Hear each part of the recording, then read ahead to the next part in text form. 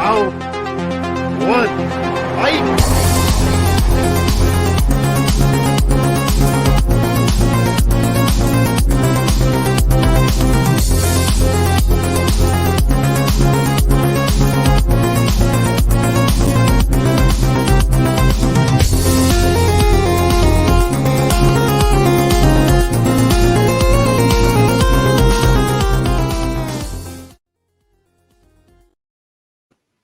Ladies and gentlemen, welcome to Tournament Fights, featuring myself, Don Chris Ingle, also featuring Austin Pez Howell, Jordan Owens, and special guest, legendary Chicago Cubs announcer, Harry Caray, and your host, Jordan the Movie Hero Anderson.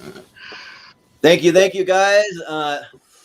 Welcome to another episode of Tournament Fights. This is episode 31 coming at you. So we're excited to talk best SNL impressions. So how you guys all doing tonight? Hey, Pretty good. Hi, everybody. Yeah. Thanks for having me on the show. Harry Caray's here. How did we get Harry Caray, Jordan? Yeah. This is insane. It's an honor to be hosting the Academy Awards tonight. I put all my money a couple phone calls on Space Jam 2. That's a wonderful life story. Nice. Thanks for having me, everybody. I made a couple phone calls and some people. I knew one person, and another person knew another person who knew Harry. So we brought Harry on. So it should be fun tonight. So, how much do you know about Saturday Night Live, Harry? Or are you familiar with Will Ferrell's impression of you? It's quite famous. Will's a good kid. He's been to the restaurant a few times. I always get him an antipasto. It's olives, it's tomatoes, it's meat, it's lettuce, and it's olives. He loves it. Will's a good kid. And what do you drink with that antipasto? Of course, we always wash it down with an ice cold Budweiser.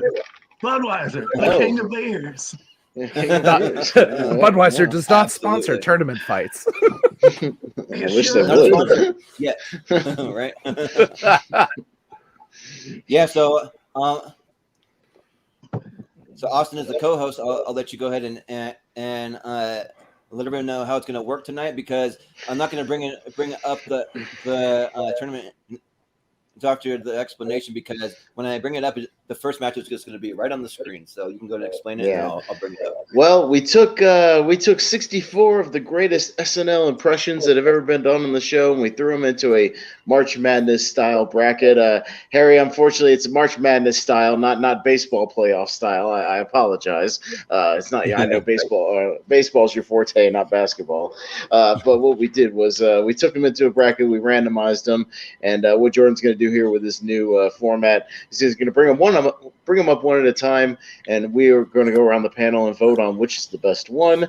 And with this new format, we'll get all the way through the left side, and then we'll jump over and get all the way through the right side, and then have our grand championship.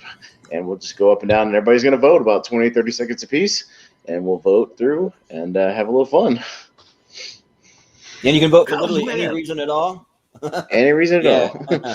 Yep, any reason. Like you can vote for who makes you laugh more. You can vote for who did the more spot on impression. You can vote for like just anything. You can vote for which era of SNL that you like more. Just anything. So yeah. Mm-hmm. So I'll bring this up, and also just a word of warning that the tournament was a little wonky when I set it up. There might be, I don't think there is. There might be a double on here, so I'm prepared with an alternate. I don't think there's going to be, but if you notice it, I have the alternate already ready to go. So you can just kind of keep me alert. Don't jerk us around, Jordan. It's a steady questions, okay? Sorry.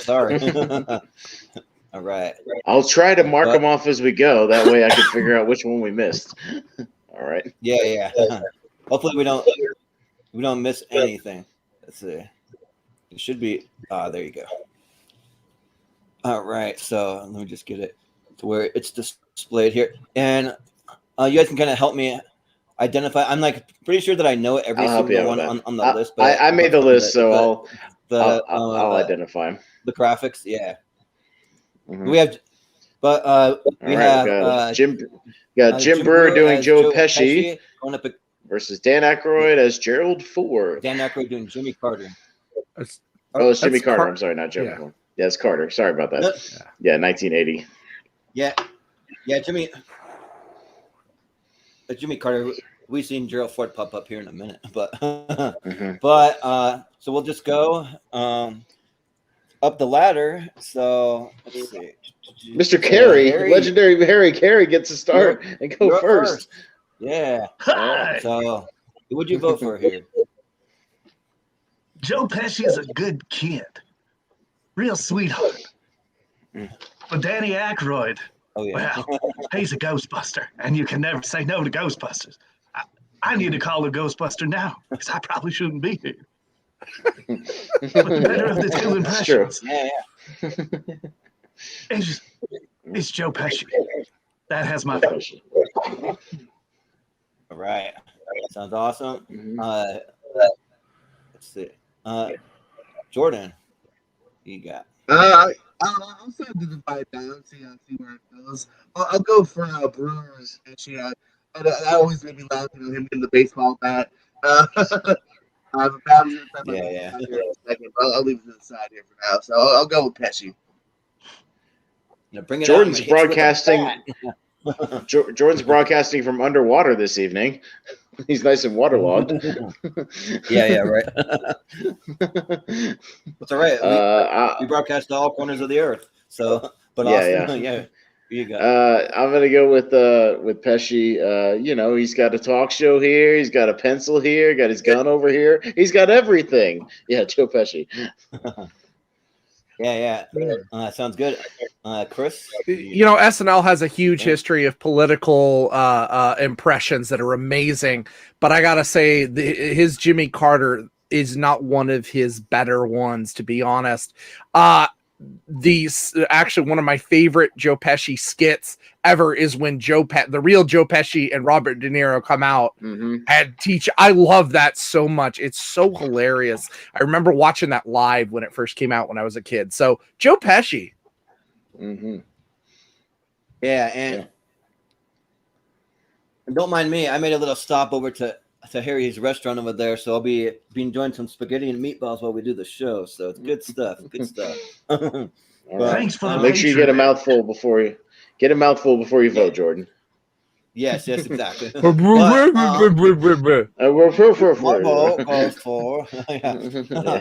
yeah, I gotta go with Jim Brewer as Joe Pesci here. Like, it just makes me laugh so much more.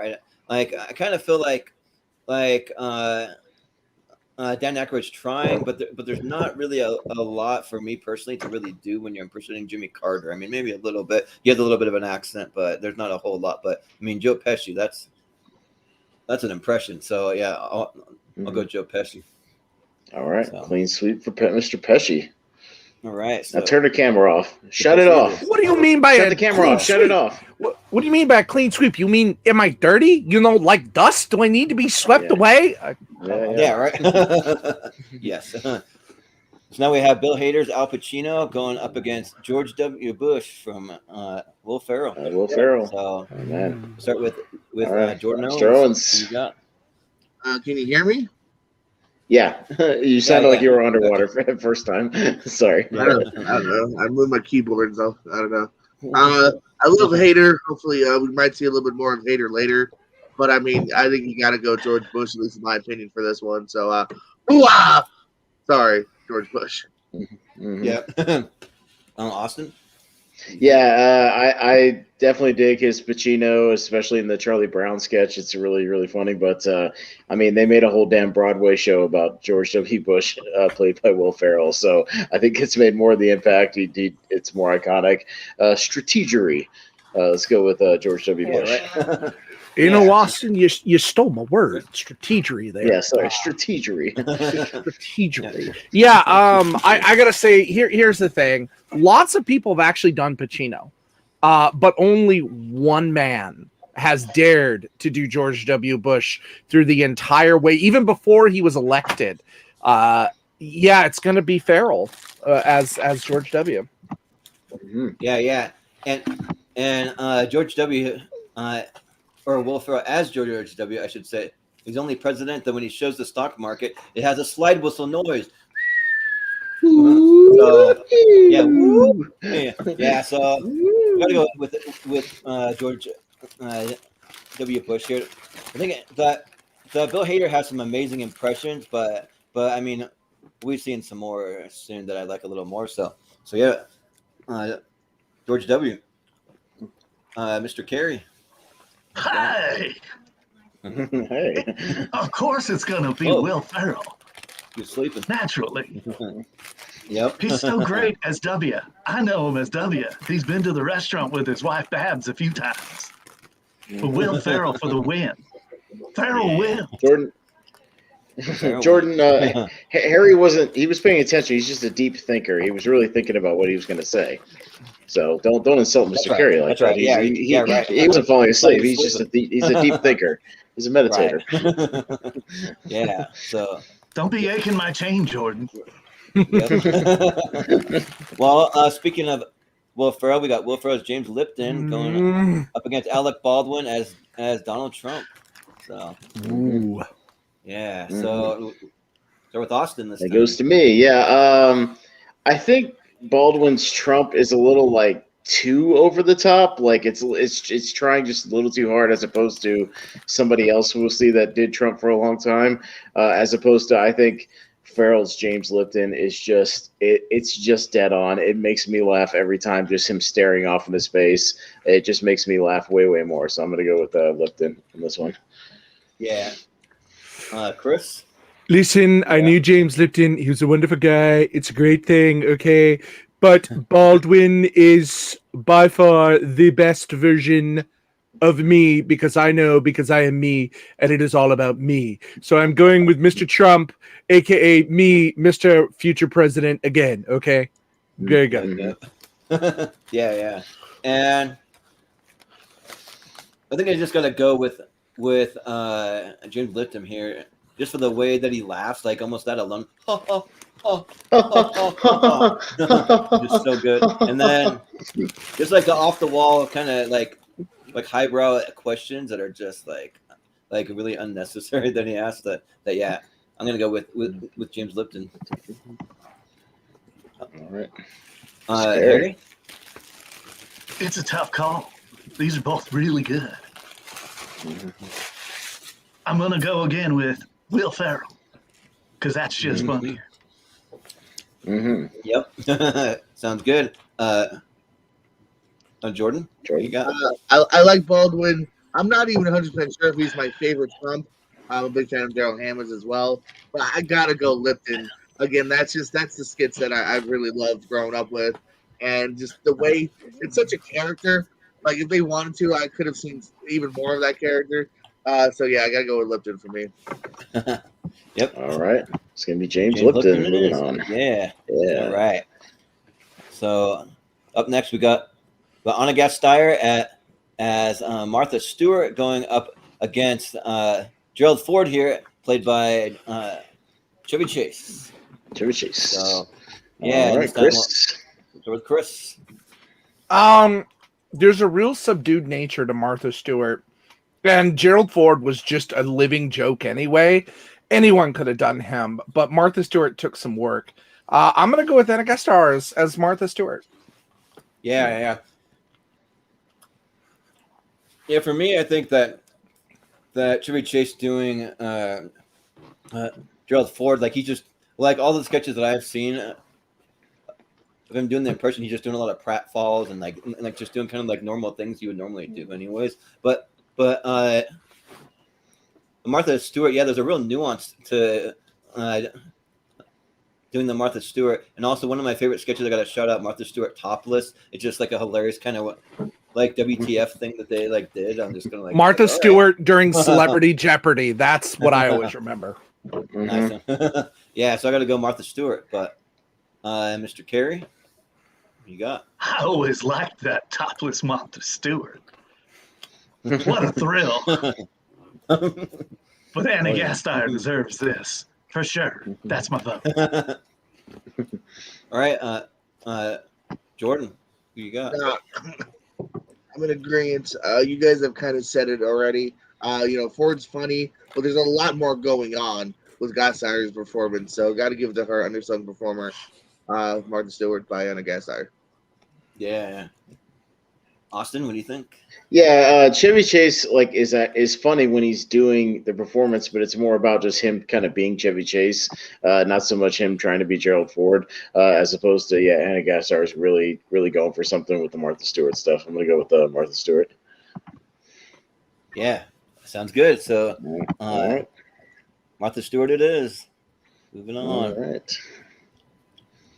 And next we have Dana Carvey as Johnny Carson going up against Daryl Hammond's Regis Philbin is what that one is. So.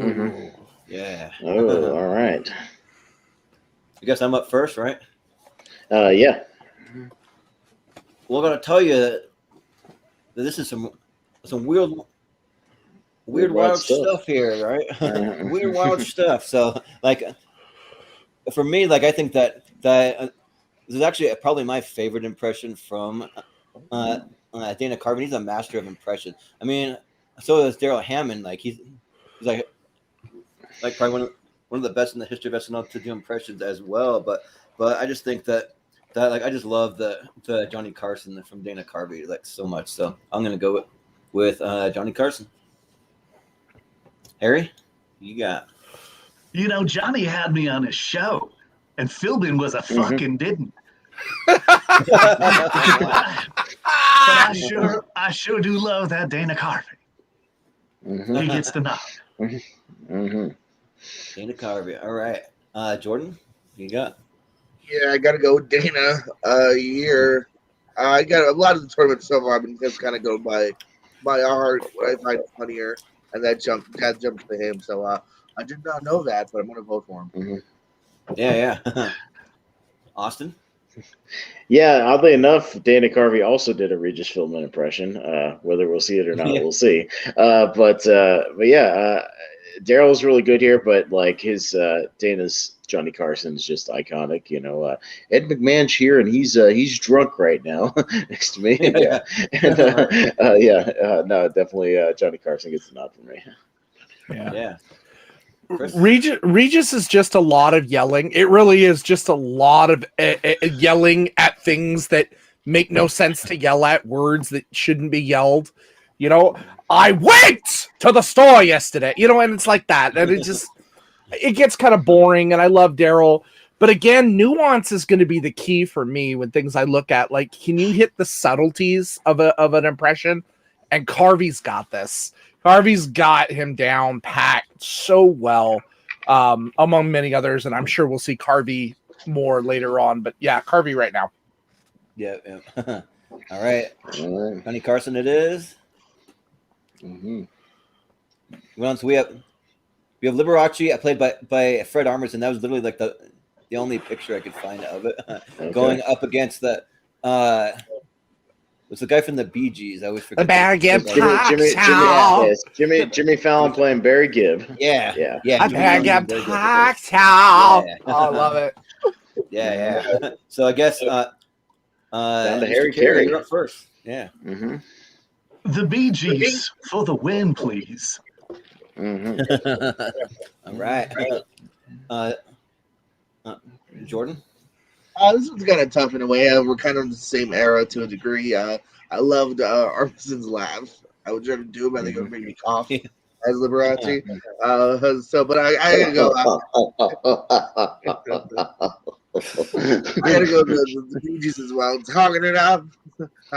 Yeah, so I always enjoyed when they would pop up, here and there. So I'll go with them. Yeah, and just a little context to this. Liberace pops up in the the Vincent Price sketch with Bill Hader. So he's kind of like the piano guy in the background. But Austin, what do you think? Talking about Chester, talking about crazy cool medallions, talking it up. No, definitely. What Jimmy Fallon did with Barry Gibb was nothing short of genius. Constantly doing the voice, the pitches and things in the middle of the sentences. Yeah. It was great. I love Fred Armisen as Liberace. He makes me laugh a lot, but it's kind of a one joke thing. But the Barry Gibb stuff is great. So I'm gonna go with Fallon as Barry Gibb. Yeah, it really to me is a kind of a pair duo because anything that Fallon and Timberlake do together is comedy gold. They're just genius together. And, you know, I would watch the Barry Gibb talk show. I would watch that all day long. Barry Gibb, Bee Gees, go for it. Yeah. And I'm a huge fan of Fred Armisen, though. Like, he was great just kind of doing those crazy laughs, and then like when trying to find him a female a date, he's like, no thank you, like I'm good or whatever. And but I mean, so that's funny, but I mean, what Jimmy Fallon does with Barry Gibb, it's just amazing, just kind of doing all the vocal things that you guys said, kind of going like hitting like the whole entire range, making it into a talk show. I thought was a pretty genius idea, so I'll go with Jimmy Fallon. All right, clean sweep. Got a lot of clean sweeps so far. Yeah, so that just means it'll get way harder in the next round. Yes, we have Kate McKinnon as Hillary Clinton, and then Kenan Thompson as LeVar Ball, big ball of brand. Yeah. So. All right, Jordan Owens. I mean, Keenan's always good. I enjoy him. I wouldn't say this is drastically different from some of the other characters he plays, and it's also very kind of short-lived to a degree. So I think there's just more fun and meat on the bone for Clinton. So I'll go with McKinnon. Yeah. Austin? I got to go in this one. Which one makes me laugh more? Which they're very short, and he only did it a couple of times. But God damn it, the LeVar Ball stuff like makes me laugh. You know, my son's the greatest basketball player of all time. You know, my big ball of brand shoes. No, like all that shit makes me laugh a lot. So I'm gonna go with Keenan on this one. Yeah. Chris? Yeah, Keenan. It's not my favorite Keenan athlete. There's a certain baseball player from the Dominican Republic, which is so much funnier to me. And Kate McKinnon as Hillary is not actually the best Hillary Clinton that's ever been done on SNL. But by far, I think you compare the two. McKinnon just hits the craziness that was going on, especially during that election. So, yeah, I think Kate McKinnon gets it for me. Yeah. I'm going to be number one all time. I'm going to have a starting lineup with my son, LaMelo Ball. We're going to have Leandre Ball. And we're going to have my Mexican son, La Biblioteca Ball. It's just like I just love it because he just comes up with the most random things just out of left field. Like, it's just so funny. That's kind of why I made. But weren't your kids the lowest average scores last year? Don't you tell me about none of that. Don't you? Not for a damn second. You don't talk like that to me. Yeah. So I got to go with LeVar Ball. Like, it just makes me laugh so hard. So yeah. Harry, well, it's a tie right now. Harry Caray, it's going to come down to you, sir. Yeah. That Kate McKinnon, boy, she sure is something. But that LeVar Ball, that gets me going. LeVar for the win, please. LeVar. All right. LeVar Ball it is. In this one. Okay. All right. So up next we got Harry Caray. Here he is. Oh, look at that. Who's that? Oh, man, your doppelganger. Right, hey, look at that. Yeah. Going up against Vincent Price from Bill Hader. So, right. and is it? This goes to me. Yeah. Okay. Yeah. Vincent Price is classic. But, I mean, we've got the actual guy here, with the guy doing an impression right there. And also he makes me laugh a lot. So Will Ferrell is our guest, Mr. Harry Caray. I got to go with it. Yep. Chris? This is real tough for me because I love the Harry Caray impersonation that he does. Would you eat the hot dog? Oh man, you know what? Just strictly on would you eat it? That line to me forever. Would you eat it? I'll go with Harry Caray. It's a simple question. Yeah. Would you eat the moon if it were made of ribs? Yeah. I know I would. I'd have seconds. Yeah. Yeah, Vincent Price is a classic one too, when they have him coming up on the little thing that raises them up, and it's like making like a crazy awful noise, and it gets stuck halfway, and like all the technical things, like that's a lot of fun. But I mean, Harry Caray's class, and there's a reason why even outside of SNL that people are always asking, well, for to do the impression, especially on David Letterman, like he'd have him do it almost every time. Could you give us a little bit, the legendary Cubs announcer? I mean, just a little bit for us, and he's like, all right, sure. So yeah, I got to go with Harry Caray. So, but Mr. Carey, you gonna vote for yourself? Well, Vincent Price was a weird fucker, that's for sure. Let's start there. Secondly, Harry Caray, he's an institution. Okay, he's a sponsor for Budweiser, the king of beers. He's been on many talk shows. They even had me on the ESPYs. It's great. I accepted the award for Tiger Wood. Harry Caray. Yeah. Well, Jordan, who you got? I mean, yeah, no argument here. It sucks that Hater's gonna get eliminated twice now. Because again, I love Vincent Price, but he had a tough first round, so gotta go there. Hey, Yeah. all right. By the way, Jordan, there's some people sneaking up on you. I don't know if you knew that. They're all named Adam. Yep. Holy crap. You know, Harry, you said you were invited on many talk shows. Were you on the Bargab talk show? No. It's hard to stay in character when you ask funny questions like that. We'll see how long he stays in character over the course of this 2 hours. Yeah, right. Yeah. But hey, he might have to take a little aspirin for that head twitch. Yeah. Yeah. We'll see.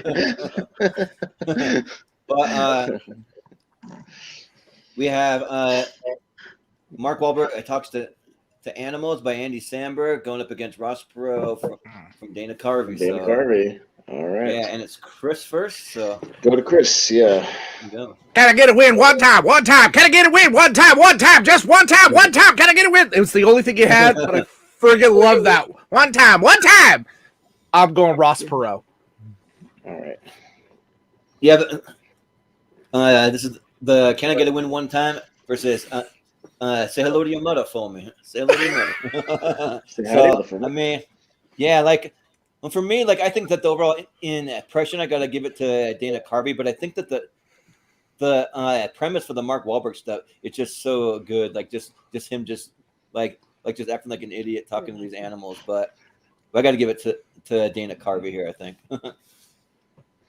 Harry, who you got? Well, Dana Carvey really nails the mannerisms of Ross Perot. But that Wahlberg skits are really funny. We're going to go Ross Perot. Yeah. Sounds good. Jordan? Yeah, say hi to your mother for me. Hey, John. Yeah. But it's simple but effective. It only happened, I think, a few times. Tops. But I gotta go. Excuse me. Gotta go Perot again. Gotta go Carvey again. Just so funny. As grown up, not even knowing who the person is, and then finding out who the person is makes it even better. So, gotta go Carvey. And we'll say that. And then it was pretty funny to me that the actual Mark Wahlberg got kind of pissed about this sketch, so they had him on. And so, but Austin, what are you gonna go with? Some of the best parts of the Mark Wahlberg thing were the Don Pardo intro where he goes, and now Mark Wahlberg talks to animals. It was so random. Yeah. That was the intro for this, just so random. But to me, the Danny Carvey stuff of is that the games we're gonna play? We're gonna play footsie, and you're not listening to a word I'm saying. Just all that stuff was the best. The Republicans' dirty tricks teams. No, that stuff was just genius. And and Dana Carvey again. Dana Carvey's going to be hard to beat as far as the impressions go. We gave a lot of love to Bill Hader, like on the characters SNL tournament fights, and he kind of ruled that one. But I have a feeling Dana Carvey's gonna be one to beat here. So yeah, I'm gonna go with that. Yeah. Ross Perot is. So it looks like he won one time. I'm gonna win one time. All right. Mm-hmm. One time. But we got Chris Farley as Newt Gingrich going up against Daryl Hammond's Bill Clinton. So and Jordan Anderson, you're up. This one's tough for me because, like, as you can see, I'm a massive Chris Farley fan. Like, I think he's one of the funniest people to ever live, in my opinion. Like, he's just like one of my comedy heroes in a lot of ways. But as far as the actual impressions go, though, I just think Daryl Hammond nails it. Even gets the little mannerisms down. He's doing that little thing with his hand there, and just like just all the little things that he says. And his comedy timing, it's just spot on. So I think I got to go with Daryl Hammond here. So, Harry, what you got? I try to have lunch as often as I can in heaven with Chris Farley. He's one funny guy. But Daryl Hammond was the better of the two skits and was funnier. So Bill Clinton has my vote. Yeah, sounds good. Jordan, you got? I mean, yeah, of course, much love to Chris Farley, but as far as an impressionist goes as well, and the longevity and the funniness of it, gotta go Hammond over here. Yeah. Austin? Yeah, it's finally time to give Daryl Hammond some love here. His Bill Clinton was just dead on. He even kind of looked like him, and it just made it work. But props to Farley for getting a chance to actually do Newt Gingrich in front of Newt Gingrich and in front of Congress. I'll give him props for that one, because that was pretty classic. Yeah, if you haven't seen that video, go look it up. It's pretty great. But as far as the impressions go, Farley was always more of a character guy than impression guy. Daryl Hammond's another master. Let's give him some props on this one for Clinton. Yeah, for sure. Yeah. Chris, what do you think? I want you to know that Slick Willie will always win. Yeah, I learned my Clinton impersonation from watching him. Like, it just it fits. He has the mannerisms down so well, and it's not even the charming kind of. It's just he's got a way with the words and his interactions, especially when he goes opposite. I can't remember who played Hillary in those days, but it was just so funny. It's going to be Hammond. Got to be Hammond. Yep. All right, well, Daryl Hammond it is. Let's see what. Oh, look, somebody's got an ad in the background. Oh, yeah. Somebody needs an ad blocker. Yep. We got Tim Calhoun from Fred Armisen. No, hold on. No. That's David Patterson. No. David Patterson from Fred Armisen. Right. The guy who took over as governor, the blind governor.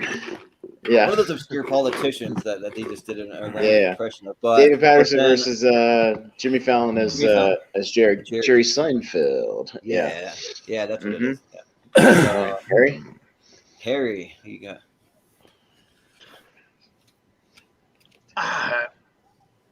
I'm trying to remember, and I'm forgetting the first option, but it's always standing out to me, the Seinfeld impression. Now, I don't like Jimmy Fallon, but he does a good Seinfeld. So Jerry Seinfeld gets my vote. Yeah, sounds good. Jordan? I don't know. Maybe it was a little bit of low-hanging fruit sometimes, some of the stuff Armistead did. I thought he was really funny. So I'm going to go Armies in this round. Yeah. Austin? Dude, when Fred Armisen would slide his chair into the frame and then out of the frame and miss his target and then back in and just trying to make all the New Jersey jokes. New Jersey! Like, all that stuff was just the shit. Like, that makes me, like, the Jerry Seinfeld impression to me, like, it's very monotone. I don't think it's a terribly great impression, honestly. Like, I like that he did it next to Seinfeld, but I like the David Patterson thing funny. I think it's funnier to me, so I'm going to go with Fred Armisen here. Yeah. Chris? What's the deal with voting against me? I mean, I'm a comedian. I can't do him really well, but no. Here's the thing about Fallon. Fallon actually is a master impressionist. And I love Fallon so much. And this is early Fallon. This is right in its beginning. And when you get to do it up against the man, there's another person that I hope we get to see, Nicolas Cage, Andy Samberg. Anyway, it's worth my vote. And he did it far more times than Armistead did. So I'm going to go with Seinfeld and Fallon. Yeah. What's the deal with the little razor slots in the airplane bathroom? I mean, are people actually shaving in there? I mean, what's the deal? Just like he just would come up with these random kind of just like observational humor, because you could literally to do a Jerry Seinfeld in impression, just come up with almost any random observation. But so it always made me laugh at the Fred Armisen stuff was just so good, especially when you walk up right in front of the camera during Weekend Update, and he'd be all out of focus, trying to look into the camera. It was good stuff. So I'm gonna go with Fred Armisen here. So all right. Well, it's a close one, but 3-2 for Fred Armisen as David Patterson. Yeah, David Patterson. All right. So we got Keenan Thompson doing his name is Steve Harvey. Yeah, the Steve Harvey. That's it. Yeah. Going against Maya Rudolph as Beyonce. That's it. All right. So okay, Jordan Owens. Jordan. Damn, I don't like going first in this one. This one's tough. I think they're both really funny, interesting takes. Again, I'm just kind of going by my heart and what I laugh at more. Maybe it's Keenan, maybe because I've seen it more recently, but I'll go Keenan. Yeah. Austin? Man, yeah, this is a tough one because Beyonce's the impression is really funny, but damn, Keenan's just so over the top. It's really, really funny, and just all of the stuff, come on, you got to look like a player, just all that stuff is just he's been doing it for a while, and it makes me laugh every time. I'm gonna go with Steve Harvey on this one. Yeah, for me, Steve Harvey is right up there with the Will Ferrell and Alex Trebek. I know it's the game show thing, but they've had multiple chances to get it right and to hone it in. The Beyonce thing, I will give her credit. She's got the body language down for her. She doesn't even have to say a lot. It's the body language she hits. But Steve Harvey, by far, it makes me laugh so hard every time he does it. Keenan all the way. Yeah. Yeah, how y'all doing today? We got a good one for you today, player. We got a good one for you today. Yeah. His Steve Harvey makes me laugh so hard. And the Beyonce stuff is really good. I really like when they recently did it a Hot Ones parody, and they had Beyonce on there, doing the Hot Ones challenge. That was fun, but I mean, you got to go with Steve Harvey. For me, it's pretty easy. So Steve Harvey. Harry, who you got? Hi, that's an easy win. It's Steve Harvey across the board. Come on now. Come on. Sounds good. Jordan. I hear already. Still Steve Harvey. Go for it. Oh, you went first? Okay, cool. Then Steve Harvey it is. All right. Let's see what we got. Mr. Oh Church boy, Ferguson, it's a heavy hitter. Yeah. Norm Macdonald Reynolds himself, Norm Macdonald. Burt Reynolds going up against Sarah Palin from Tina Fey. So. Yeah. So. Man, this is any other round. Tina Fey was so perfectly cast, as Sarah Palin, it was uncanny. But god damn it, Norm Macdonald is fucking hilarious as Burt Reynolds, and it's absolutely iconic at this point. And I love you, Tina, but I got to go with Norm on this one. It just makes me laugh so much. Yeah. Chris? Yeah. Wow. This is rough because I still, to this day will go Turd Ferguson. It's a funny name. I love that. But Turd Ferguson didn't get an Emmy. Tina got an Emmy. So her Sarah Palin, she came out of retirement. She was doing 30 Rock, but she came out of SNL retirement to do this and got an Emmy for it. And she is so spot on. She looks like her. She sounds like her. I love it when they put the two together. They only did it once, but they put the two together. And there was another time that the real Sarah Palin was on set with Lorne Michaels. And they do this whole thing where it's hilarious. And that's how good her impersonation is of this. I'm going to go with the Sarah Palin by Tina Fey. Yeah. What is Chinese whore? What is Chinese? Yeah. What is Scooby Doo? Who is Andre the Giant? He went around and solved mysteries. Andre the Giant. Funny, I'm sorry. Who is Andre the Giant? Yeah, but yeah, the Burt Reynolds that makes me laugh so hard, but gosh, like Tina Fey as Sarah Palin though, it's just spot on. She's like, I can see Russia from my house, and like all the Is it time for the talent portion? Yeah, it's just so good, and especially when they had the two of them together, it's almost hard to distinguish who was who. If you're not paying close attention sometimes, you know. So yeah. I think I got to give it to Tina Fey here. But I'm surprising myself because if Norm Mcdonald was up against anyone else, I'd probably vote for him. But yeah, it's Tina Fey. So, Harry, what you got? This is the toughest one for me because I absolutely adore Norm as Bert. But Tina Fey, that was a masterclass. It got me every time. Yeah, I'm gonna go with Tina Fey. Sounds good. Jordan, what you got? Yeah, definitely no qualms if Faye advances, which I think she will. But my vote will go towards Bert. The instant smile anytime Norm popped up. If you saw him in that lineup, you knew you were in for some laughs. So that's where my heart goes. Yep. All right. Well, One of the Sarah Palin and Tina Fey is 3-2. So we're gonna get roasted in the comments for not having Norm Macdonald in the Elite You know, the Eight. last, too, much is. love to Norm Macdonald. Of course, he passed away this year, but last time he was on SNL was their 40th anniversary. And again, Turd Ferguson, just for a minute, Turd Ferguson. Yep, exactly. Yes, we have Alec Baldwin here playing Robert De Niro going up against the I always forget the guy's name. Chris. Keith Morrison from Dateline. Bill Hader doing Keith Morrison. Yeah.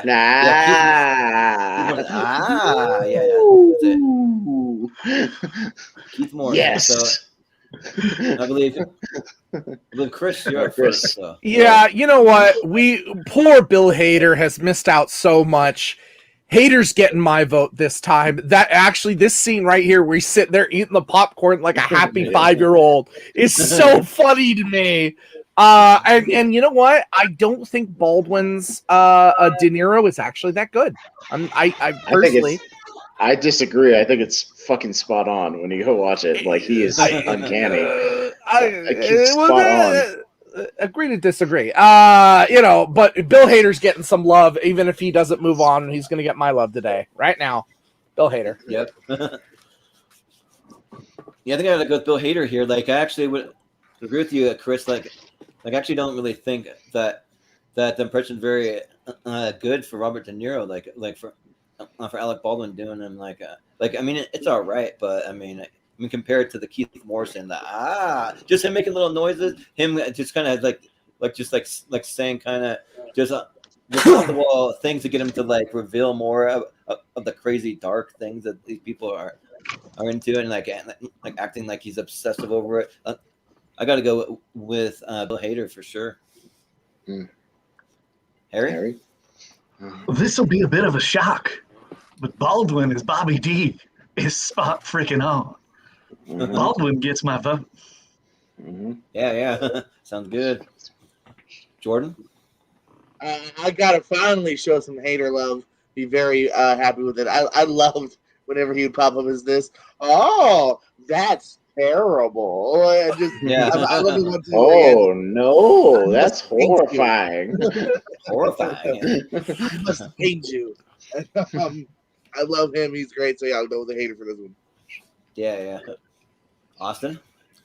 Yeah, I completely disagree with Chris. If you go back and watch him doing, especially either on that Joe Pesci skit or when he's with Norm doing the Letterman thing, he is 1000% spot on as De Niro. Like, it's uncanny. Like, give it a revisit because it's there. But so I'm going to vote for it as the impression, but I'll say that the Keith Morrison thing makes me laugh more. But I'll go with Baldwin on this one. But despite that, it's still 3-2 for Hader. Hader's finally going to move on. Yeah, and for me, as far as like people who make me laugh more, like I agree, Baldwin's impression is better. But if you watch John Goodman doing Robert De Niro on the Joe Pesci show, also like that's like laugh out loud funny to me. Like it's funnier, but it's a bad impression. It's a stereotypical. It's a bad impression. Yeah, not a good impression. He's got the facial low put. Like, it's very over the top. Like not a good Baldwin's is very much like just you insult him a little bit. Yeah, he's trying to do more of an impression than just like a caricature. To me, like, I don't know. Yeah. But Keith Morrison it is. Mm-hmm. So let's see. We got the other Donald Trump from Daryl Hammond going up against Jay Farrell and Shaquille O'Neal. Always cross-eyed. So, but who's up first? Jordan, you're up first. Yeah. Man, this one's tough because one, I'm a huge NBA fan, and like even though like I mean he doesn't quite have the voice down, Jay Farrell, because I was watching some of this sketch before we went live here, but like he just like makes me laugh so hard, and like Daryl Hammond's great too, but I feel like we've seen 1,000,001 Donald Trump impressions, so I gotta go with Jay Farrell, Shaquille O'Neal. Yeah, for sure. Harry, who you got? Jordan, you really took the words right out of my mouth. Everybody does a Trump impression, but nobody nails Shaquille O'Neal quite like this feller. Shaquille O'Neal for the win, please. Yep. Jordan? Farrell's really good. I wouldn't be surprised if we see Farrell some more on this list. He's a great impressionist. If you ever see a stand-up or even again on SNL, obviously. I'll show some love to Hammond. Like I said, I think he's kind of my preferable Trump when I think of it. So I'll go Hammond. Yeah. Austin? This one, I'm going to give Hammond some love. He does the better Trump better than Alec Baldwin did, and like those series of commercials he did, like the Domino's commercial and all that shit. Domino's, The Apprentice, shit like that. It was just the funniest shit. like when they were really using him all over the place, and he was doing it before the presidential shit, just when he was just being a reality star and a buffoon. Like, I'm gonna give it to Hammond on this one. Like, I think Jerry Farrell's is funny, but I think Daryl Hammond's got the better impression there. Yeah.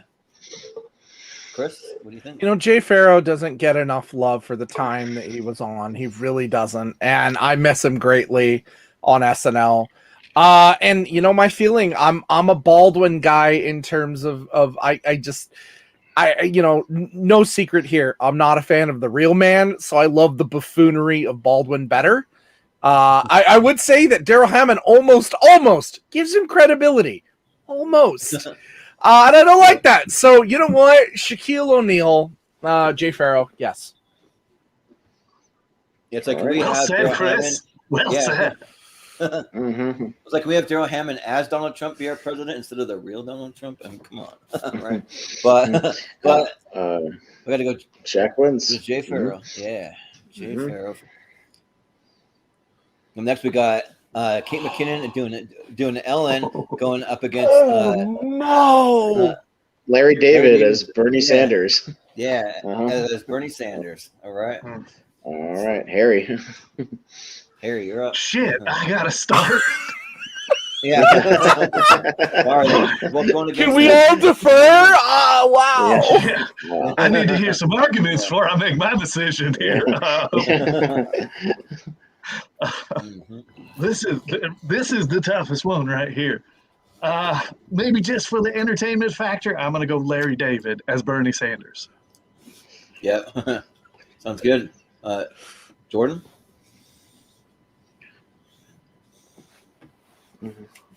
You're muted. You're muted. Yeah, muted. Right out the cough here. The tough one, I'll probably go with. I'll go with McKinnon though. A little more subdued. I really enjoy it, so I'll go with that one. Yeah. Austin? There was never a more perfect outside celebrity casting of a politician on SNL than Larry David as Bernie Sanders. Like when they actually pulled the trigger and did it and just had him just be him. And they even did a mini Curb Your Enthusiasm episode on SNL with Larry doing like a Bernie Sanders Curb episode, interacting with people on the political trail. It's like it's so perfect. Just him just being him. So I'm gonna go with Larry David as Bernie on this one. Yeah. Yeah, let's be clear. Both impressions are spot on. Both impressions look the part. They act the part. So for this one, I have to go, all right, which one makes me laugh the most? And wow, although I love every time Kate McKinnon goes, hey, I'm Ellen. It's funny. Larry David and all his mannerisms, and he's just perfect as Bernie Sanders. And I still hope Bernie will be president, but he won't be. But that's okay because this impression gets my vote. Yeah. Yeah, for me, I gotta go with Larry David here. I just think he's just so good, and I just echo everything Austin said. Like he's a perfect outside person to bring in, and that's the first thing I think about, the little Curb Your Enthusiasm thing. But then they have him do all sorts of different things, and it's just so good. Like I don't know if they ever did anything with like the whole Larry David sitting there with the mittens though, but they really should have done something with that because that would have been pure gold. But I gotta go with Larry David. So all right, Larry David. Larry David it is. All right. Yep. All right. Yep. So there's the double. So that's the first side. Oh, okay. No, that's not the double. We're back. That's to the other side. Oh yeah. I was gonna say it. We're back at the beginning. It just goes right into the second round. Yeah, because the way that it. So how it works is we're gonna finish up. We finish up this side of the bracket, then we'll jump to the other side and get the other 32 impressions. So we're gonna see who's gonna conquer this side. So yeah, we're gonna get some. I think we're gonna get some tougher matches because we had a lot of clean sweeps in this one. So this is gonna get tough. So first one we've got Jordan Owens. You're gonna decide on Joe Pesci versus George W. What do you got? Yeah. I shout out to Pesci for making it around, but I gotta go George W. for sure. Yeah. Austin? This is this is another tough one because the Pesci show is one of my favorite recurring sketches. But Farrell's W and what he was able to do with it week in and week out is where it's at. So I'll give it a W. Yeah. Again, nothing makes me laugh more than the word strategery. Nothing. Yeah. I love him in this. And again, the guy did the impression for over 10 years by himself. He even got a one-man show on Broadway, as you mentioned. So, yeah, George W. Yeah. Well, I love the Joe Pesci stuff. It's really, really funny stuff. But, I mean, I just feel like the George W. Bush was one of the few impressions that just kind of transcended SNL, and just like he did it outside, he did it like all the time, so yeah, and I do think maybe Joe Pesci might make me laugh just a little more, but I got to give it to George W. Bush. It's kind of like an iconic impression as far as SNL impressions go. So yeah, but Harry, what do you think? Bush wins. Mm-hmm. I thought you were a Budweiser man, not a Bush man. Yeah. Bush Light. The Bears. Yep. Well, Jordan. Well, sometimes what's on sale is what's on sale. Yeah, at the grocery store. Yep. Not when you're Harry Caray. Yeah, right. I was a good. Yeah. Did you? Oh, you went first. That's right. So, yep. Yeah, we're waiting for you, Jordan. W got the W. W got the W for the win. All right. So going back to James Lipton versus Martha Stewart. So yeah. I'm up first. I got to stick with Will doing Lipton on this one. It just kills me like every single time when he's just staring off into the ether. It just makes me fucking laugh. So James Lipton. Yeah. Chris? Yeah. Comparing the two, I gotta admit, I love James Lipton himself. I did. I was a huge fan of him. Loved the show. And he gets a lot of these nuances and accentuates some of them so much. I even love the time that he had James Lipton on with James Lipton. Mm-hmm. And it's just anytime you can do that is absolutely great. So Farrell got my vote this time. Yeah. We got to go with Will Ferrell here. Like, he's the one that came up with the amazing term scrumtrelescent. Just kind of comes up with these random words to like describe things. Like, it's so good. So, and yeah, just like all the little nuances. I mean, I think there's just more there for the James Lipton. So I got to go with that. Harry, all right, you got. Well, I would bake Martha Stewart's muffin, if you know what I mean. But Lipton deserves to move forward. Lipton, moving forward. Yeah. Jordan? I do wonder what God said to him when he went through the pearly gates. James Lipton. Yeah. James Lipton. He gave him the questionnaire by Bernard Vibo, apostrophe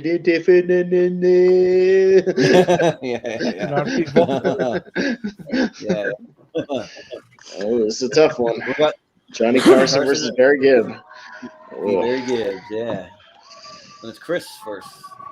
Yeah, again, although someone's excited, so I don't know who it was. Again, this comes down to nuance. It absolutely is nuance. The Johnny Carson, how do you beat being the king of late night? It's got to be Dana Carvey. Yep. Yeah, like Dana Carvey is just like, this is my favorite impression that he does. So I mean, yeah, like I gotta vote for him. And then this is not my favorite Jimmy Fallon in impression, but it is great. But I gotta go with Dana Carvey here. Harry? Dana Carvey as Johnny Carson is amazing. Let's keep that train rolling, fellas. Mm-hmm. Yeah. Jordan? I'm going to derail the train and get some good love. Yeah. Sounds good. Those people are going to get you now for that, Jordan. Well, is that what the kids are doing now? Whoop, whoop, whoop. Carcenio, whoop, whoop, whoop. The Carcenio shit. Yeah, that shit fucking kills me. So, yeah. It's Dana Carvey doing Johnny Carson doing Arsenio Hall. That's nuance right there. So I'm going with Johnny Carson. Yep. Yeah. Johnny Carson it is. All right. Next, we got Lavar Ball going up against Harry Caray. Ooh. Harry Caray? What? Yeah. Let's see how far it makes it. Yeah. Right, Jordan. Man, like, this might be the toughest one for me. It's just because, like, the Lavar Ball is just so good when he just slides in. Hey, what's up? The number one big baller brand in the world. And then he's like talking about like the North Carolina shoe that he brings in. That's the North Caramello made of chocolate and actual caramello, and he's like dipping it in the caramel and stuff. It's just it's just so good. It's a simple question, Jordan. Quit yanking our chains. Just answer. You gotta make a decision here. Yeah. Well, I think just by a fraction of a hair, they got to go with LeVar Ball. Sorry, Harry, but damn, you son of a bitch! Yeah. How dare you?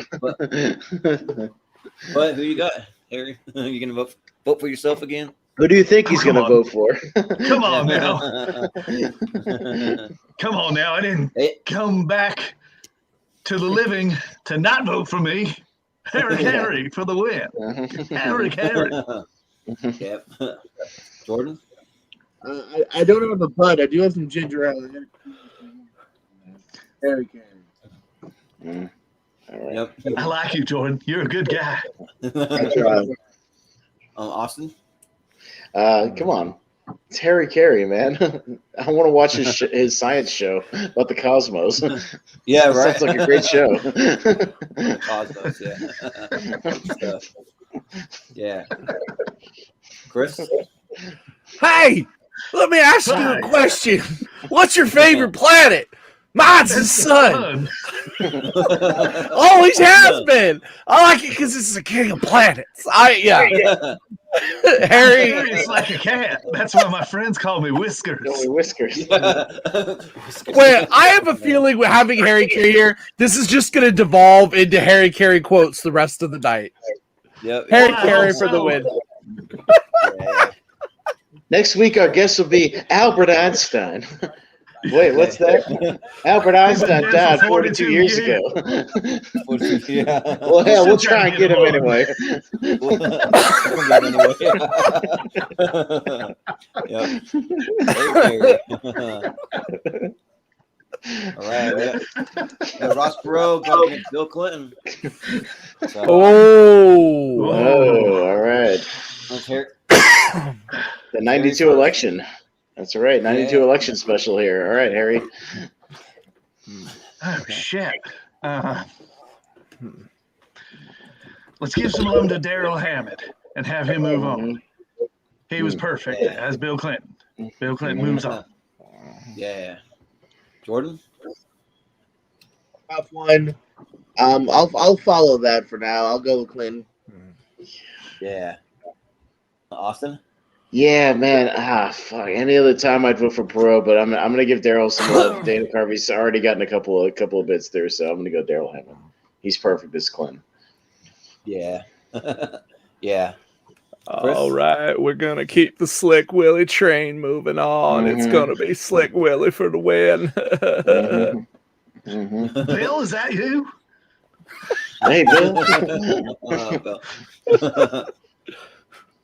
Yep, there's only one right choice here, and that's Bill Clinton for the win. So I gotta go with Bill. So All right. Bill Clinton is. Bill Clinton is going through. All right, so we got the. Always forget David the guy's Patterson? name, but yeah. David Yeah, Patterson versus Patterson. Steve Harvey. Steve Harvey. All right, so All right. Mr. Owens. Jordan you're Owens. first. Like I said, Armistead really makes me laugh, but Harvey's so great as Harvey. Keenan's so great as Harvey. It's someone that has every time you see it, like kind of someone said before, it kind of gets better and better. So let's go with Steve Harvey. Yeah. Sounds good. Yeah, Austin? this is really, really tough, but I think I'm going to give Keenan love on here and go with Steve Harvey. Yep. Chris? Yeah, Keenan. I had no discussion. Keenan. Mm-hmm. Yep. Yeah, it's Keenan for me. Yeah, pretty easily here. So, yep. Mm-hmm. Harry? Steve Harvey for the win. The win. Mm-hmm. Yeah. Steve Harvey. Moving on. We got Sarah Palin going up against Keith Morrison. Ooh. Oh, why do I have to go first? Yeah, damn it.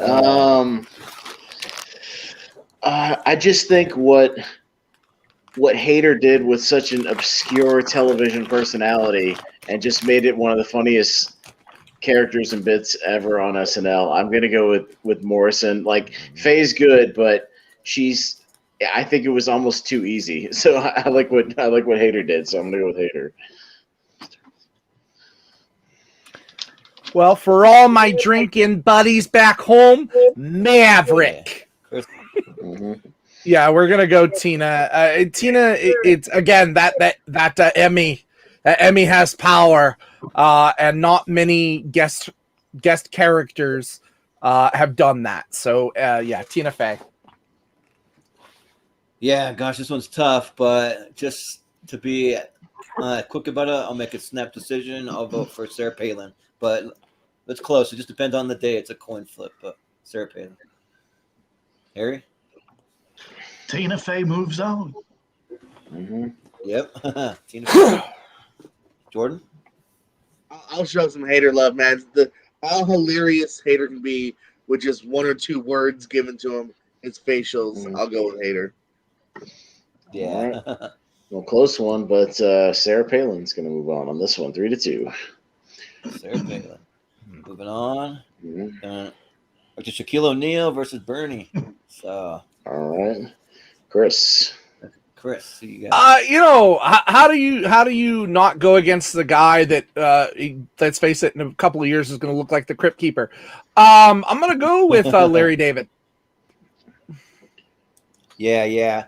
I mean, they both make me laugh pretty hard, but I think that Larry David just has it a little better for me. Just kind of has a little more of those little nuances again. So I got to go with Larry David. Harry, you got? Hey, Larry is my right now favorite to win tonight. Mm-hmm. Larry David moving forward. Mm-hmm. Yeah. Jordan, you got? I'll finally show some love to my current brother, Larry David. Yeah. Austin? Still the most perfect outside casting, Larry David as Bernie Sanders. Yep. Clean sweep. So clean sweep for Larry David. Mm-hmm. All right, so we got two All little right. Farrells here. Oh man, Farrell versus Farrell. Oh boy. George W. versus James Lipton. Ugh. All right. They're And getting Jordan, you get to easier. go first. Yeah.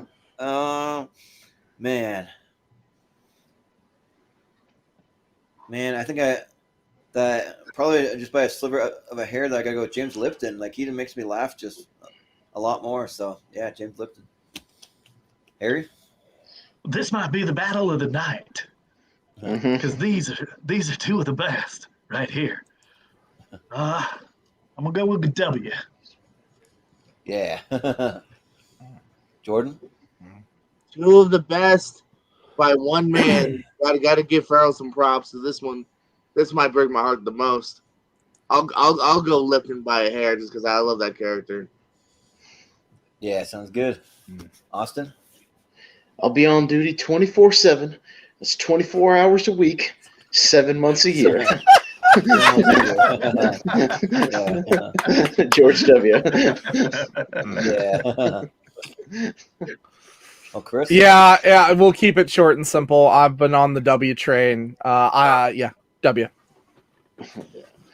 It's a close one, as expected, but 3-2 for the W. All right. For the W. All right. Does he move into the Elite Eight, I believe? Is that the first one that goes into the 8, right? Yeah.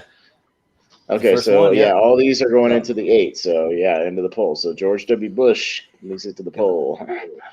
Yep, this will be in our poll tomorrow on Schmidt on Friends and Family group on Facebook. So, you can find it there. All right. Man, yeah, we got tough one, Johnny Carson. Harry Caray. Oh, boy. Hey, guess what, Harry? You get to vote first. Yeah. This is bullshit. You got to vote against yourself, Harry. Yeah. Damn it. I've got to go Harry Caray. It's my brand. So, Harry Caray, be good to me, fellas. I'll get you some ice cold Budweiser. Budweiser, the king of beers. Yeah. Yeah. Jordan? I'll be honest. I don't know if I knew, if I just forgot. I didn't even know Harry Caray died. So first, I do want to say I'm sorry about your death. I'm so glad you joined us tonight. So with that, I got to continue to give props. Harry Caray moves on for me. Yeah. I died at a restaurant eating a steak. It's the way to go. 1998. A heart attack. A heart attack.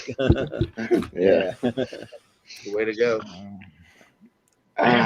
This is tough, but I'm going to go with Space of the Infinite Frontier and Harry Caray. Yeah. Still trying to get it syndicated. Yeah, right. I'd watch that show every day. All day. Yeah. Chris? Hey, if you had to choose between being the top scientist in your field or getting mad cow disease. That tells you it right there. Harry Caray. Yeah. That's good, Chris. You had me worried there. You make me laugh, Harry. You make me laugh. Oh, good. I was afraid you were going to choose the mad cow. Yeah. Mad cow. Yeah, this one's tough. Probably by just a sliver of a hair. I'll show some love to Harry Caray. So yeah, Harry Caray. Damn. Cubs win. Cubs win. Cubs win. All right. Moving on. All right. Steve Harvey and Bill Clinton. So Jordan Owens, you're up first. Whew. All right. Man, yeah, they do get hard when we get to these later rounds. Let's go by lap time here. I'm going to stick with Harvey for now, man. Yeah. Austin? Yeah, this is God, these are tough. I'm going to go with Daryl and Clinton on this one. Yeah. Chris? Shit. Oh man, I love Keenan so damn much, but you know what? I'm gonna vote this based on the fact that I can do a Clinton impersonation and I can't do a Steve Harvey impersonation, and I think that to Daryl Hammond. So yeah, Bill Clinton.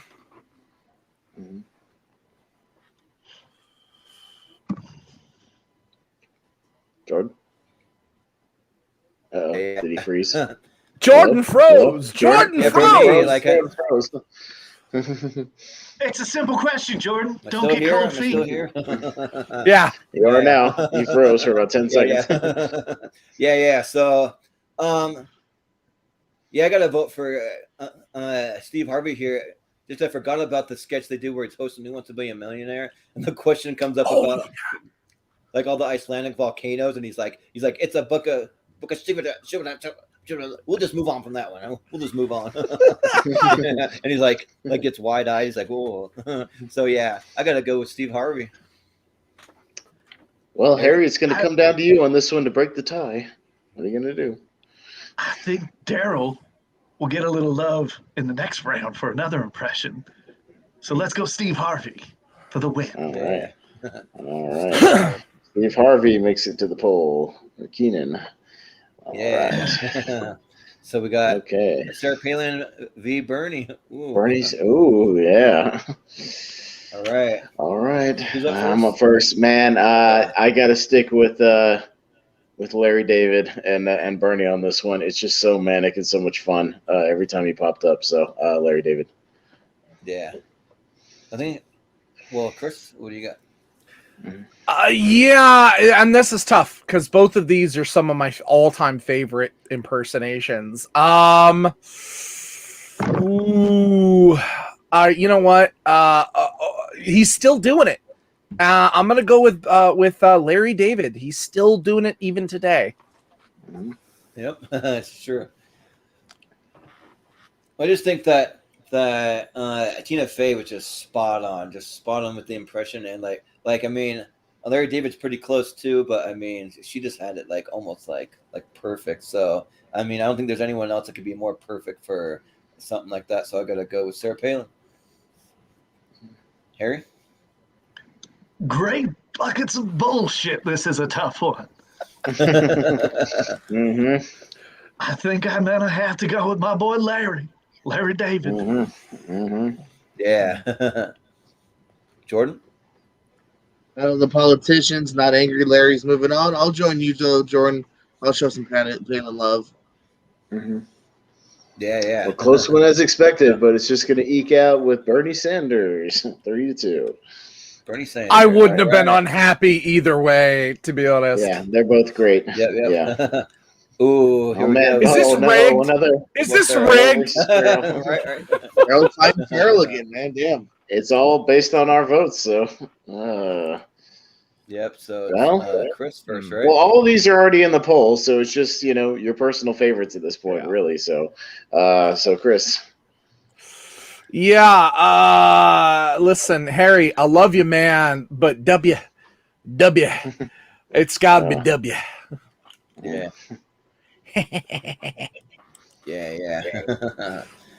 Well, got to go with the one that asked questions about hot dogs. If you were a hot dog, would you eat yourself? Would you slather yourself with ketchup and mustard? Would you I eat know I yourself? would. I know I would. It's a simple question. You know? Yeah, I got to go with Harry Caray here. Harry? It's Harry Caray, of course. Yeah, of course. Of course. Yep. Jordan? Owens? For the simple fact alone, I don't want him haunting me in my sleep tonight. Harry Caray. Yep. Well, Austin? Cubs win. Cubs win. Cubs win. Cubs win. Yeah. All right. Well, Jordan, are you phasing out of space and time? Yes, he is. I guess. He's I phasing guess out so. of the infinite frontier. We need to have him on the show. Right? I need to join the Cosmos show. Yep. But Harry Caray. Do you know my switches? All right. All right. We got Keenan versus Larry. So, all right. All right. Who's up And it first? goes Was it to me? Jordan Anderson. Yep. Yeah, man. Ooh, this one's tough, but I think I gotta give it to Steve Harvey here. Like it just makes me laugh a little more. So I'll go with Steve Harvey. Harry? I'm glad Keenan got as much love as he did. He's a good kid. But Larry David moving forward. Yep. All right, Jordan. We'll see. I'm going to continue that Keenan love, so I'll go Keenan. Yeah. Austin? I got to stick with Curb Your Bernie. That sounds good. Yeah. Chris? You know what I love about Larry David's Bernie is you never know exactly when it's going to come in.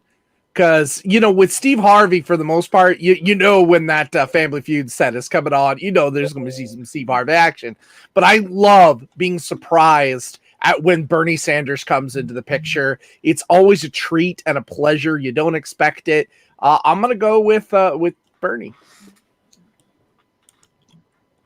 All right. Well, All right. Bernie takes it 3-2. Another close one. Bernie it is. All right. Into All the final let's see. four. And this is, I think, the determine who goes to the finals right here of this side of the bracket. Yeah. Harry Caray and Bernie Sanders. All right. Well, and shit, Harry, you get to vote for us. Vote for yourself or you vote for the favorite that you said. Son of a bitch. Son of a bitch. I'm going back to heaven. I got to go Pass. with Harry Caray. Can I choose pass? Pass. Harry Caray. Harry Caray. Yeah. Well, Jordan, who you got? I haven't voted against him once so far. I'm not going to. Not yet, anyway. Harry Caray. All right. Yep. Yeah. Austin? Yeah, god damn it. Larry David's funny, but those Space Infinite Frontier sketches are some of the funniest sketches in the history of the fucking show. Like the one with Jeff Goldblum might be my favorite sketch in the history of the show. It's one of the most bonkers, berserk things I've ever seen. So I gotta go with Harry Caray. Yep. Well, I guess my vote doesn't matter now, but you know what? Listen, I'm gonna go with my Bernie love. Bernie love. Hunka, burning love. Yeah. Yep. Yeah, I think I gotta go with Harry Caray. It's just so good. So yeah, Harry Caray. Suck on that, Chris. Yeah. What an ice cold Budweiser? Here we go. Yeah. We're on the other side now. So on the other side, fresh matchup. So Harry Caray. So this will determine who goes up against Harry Caray in the finals. We'll make our way through this side of the bracket now. But yeah, we got 32 fresh ones. So yeah, we got Norm again. Norm is David Letterman versus Daryl Hammond as Al Gore. That's Al All Gore. right, and it's Lockbox. Oh, yeah. That's right. Yeah, Yeah. the lockbox. All right, Mr. Owens, you're up first. Yeah. All right. Man. Kind of a tough one here. I love the way he kind of sells Gore, but all the little kind of side things that Norm's got going on for Letterman, I really love. So I'll go Norm on this one. Yeah. I'm Austin.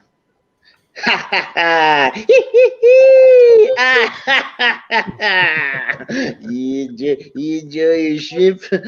You enjoy your shrimp?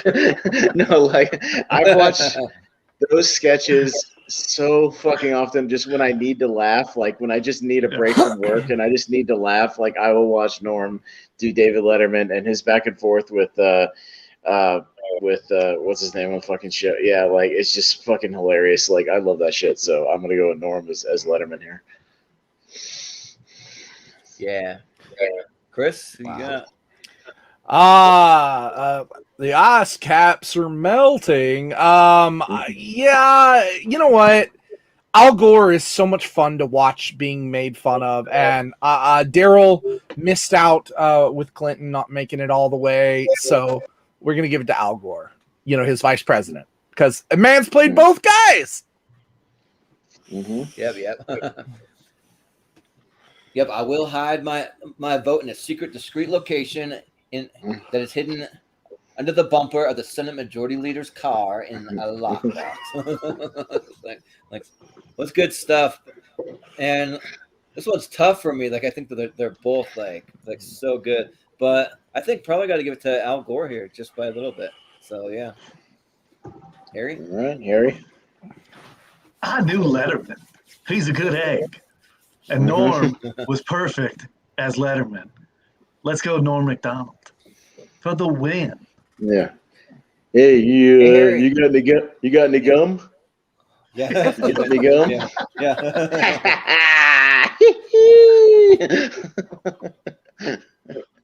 He does nail him pretty well. Yeah. How many times did David have you on his program there? Many times in the 80s, I know. Yeah. And it depends on if you count the Pharaoh impressions of me on his show too. Mm-hmm. Now, were you sober? I just went. That's the question. No, of course not. What kind of question is that, Jordan? Of course not. Of course Dave not. always bought, so I always drank. Well, it's 3-2 for Norm. 3-2 for Norm as Letterman. Yeah. All right.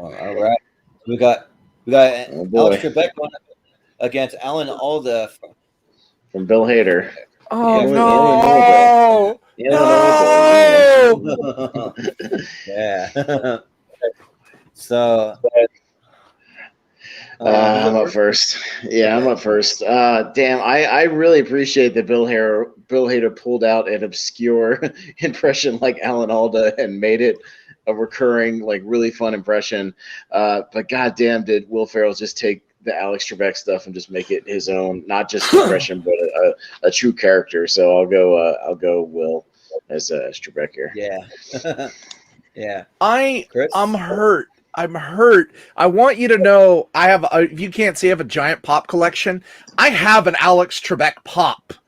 I love Will Ferrell's Alex Trebek so damn much. But let me tell you, when you talk about obscure, but how good it is, Hader's Alan Alda is just amazing. And I'm the biggest MASH head in the world. So I'm probably going to lose this. But I'm going to go with the upset as much as I love Trebek. And I'm going to go with the amazing Alan Alda impersonation. Yeah.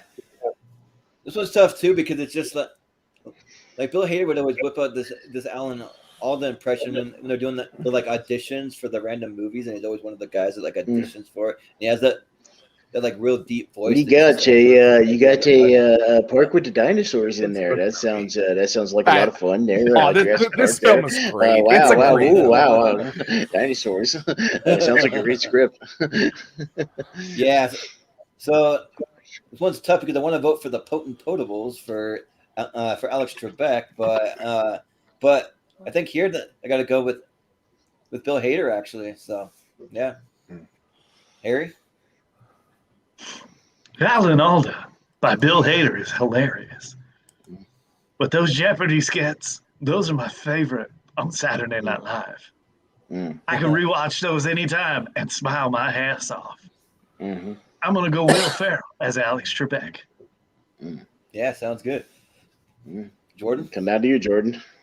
Yeah. Oh man, comes down to me. I love that Hader's gotten some respect. You know, you guys have kind of said it best already. Like, it's not an impression you see almost anyone else doing, and he freaking nails it, man. But yeah, I mean, just kind of going by my love, how iconic the Jeopardy sketches are. I gotta go Trebek. All right. Trebek just by a sliver on this one. You'll rule that day, Trebek. Moving on. Why do I have a feeling that's going to show? Yeah, I was like, that's going to show up. Yeah, there you go. We'll get to him. We got some. All right. We got some more. Jay Farrell on here. Stephen A. Smith going up against another Norm Mcdonald with Bob Dole. Bob Dole. Yeah. Who's up first? Was it Chris? All right. Chris is up first. Yeah. Right. I'm going to tell you, first of all, I have no idea who Stephen A. Smith is. This is the first one that I just don't know who that is. I don't. I love sports, but I just don't know who that is. But I do know about some Bob Dole. Bob Dole would have won that election, except Slick Willie was better. So yeah, I'm gonna go with Bob Dole. Yeah. Well, let me tell you about some Stephen A. Smith. He's a personal friend with both LeBron James and Chris Bosh. I mean, they go to each other's family reunions. They call each other up on the phone every single day. They read each other bedtime stories. They are best friends. He's friends with like every athlete on the planet. That's kind of like how the premise goes. He's just kind of like just makes up these wild stories about like how he's personal friends with all these guys, even though he's like who knows? Maybe he is, maybe he's not. I don't know. And the Bob Dole one is a lot of fun because he did it multiple times actually with the real Bob Dole in person, but just being a sports guy and like I can't really stand the real Stephen A. Smith at all. Like he's just real like a pompous kind of arrogant guy. So any chance that they have to kind of poke fun at him, I'm down for it. So I'll vote Stephen A. Smith. So Harry? All right. Bob Dole came to the restaurant a few times. Man loves his Jack Daniels. Bet he does. Stephen A. Smith, he gives broadcasters a bad name. Let's poke fun at him more. Stephen A. Smith moving forward. Yeah. Jordan? You got? You know who would vote for Bob Dole? Bob Dole would vote for Bob Dole, and Jordan would also vote for Bob Dole. So Bob Dole. Yeah. Yeah. Austin? Well, any chance I get to give Norm Macdonald some love, I'm going to do it. And the fact that we knocked out his Burt Reynolds is a damn shame. So I'm giving it to Bob Dole on this one. Yeah. Well, Bob Dole, moving on. Yeah. That's good because he couldn't move on in the elections. So Yeah, right. Hey, yo. Hey, that was a good one. Give him a chance to move on. Yep. But there's more Will Ferrell doing Janet Reno going up. Against Dana Carvey doing George H.W. Bush. Yeah. Oh, I forgot about Reno. So Reno. It's Reno time. Yeah. Isn't that also Rudy Giuliani right there too? Yeah, it is. Yeah, Rudy, when he came on and hosted, and they had a boxing match, and he goes, "You fight dirty, then how comes my conscience is so clean?" Yeah. It was Janet Reno's dance party. Yeah. Was it me first? Yeah, Jordan. Mm-hmm.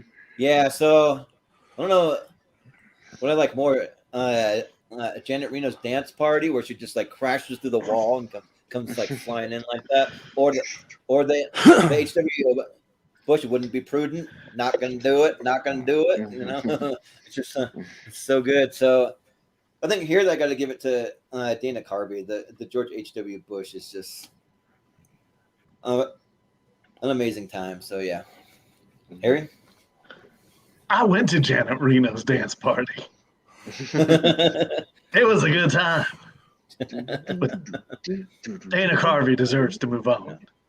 Yep. Jordan.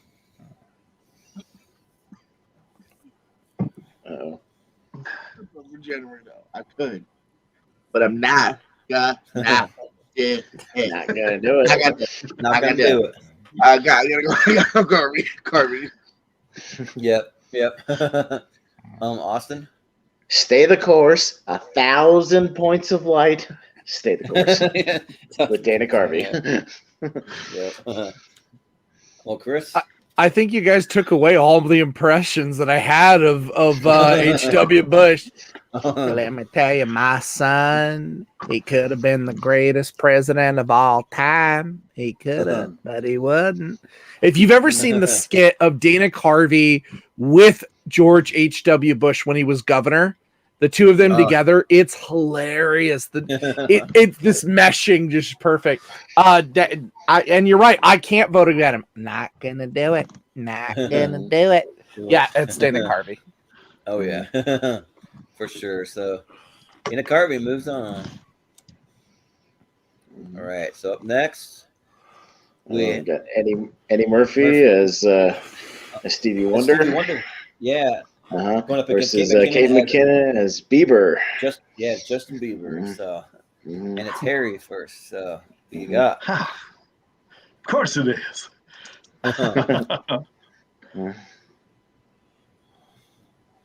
It's a classic, so we'll have to go with Eddie Murphy as Stevie Wonder. Yeah. Jordan?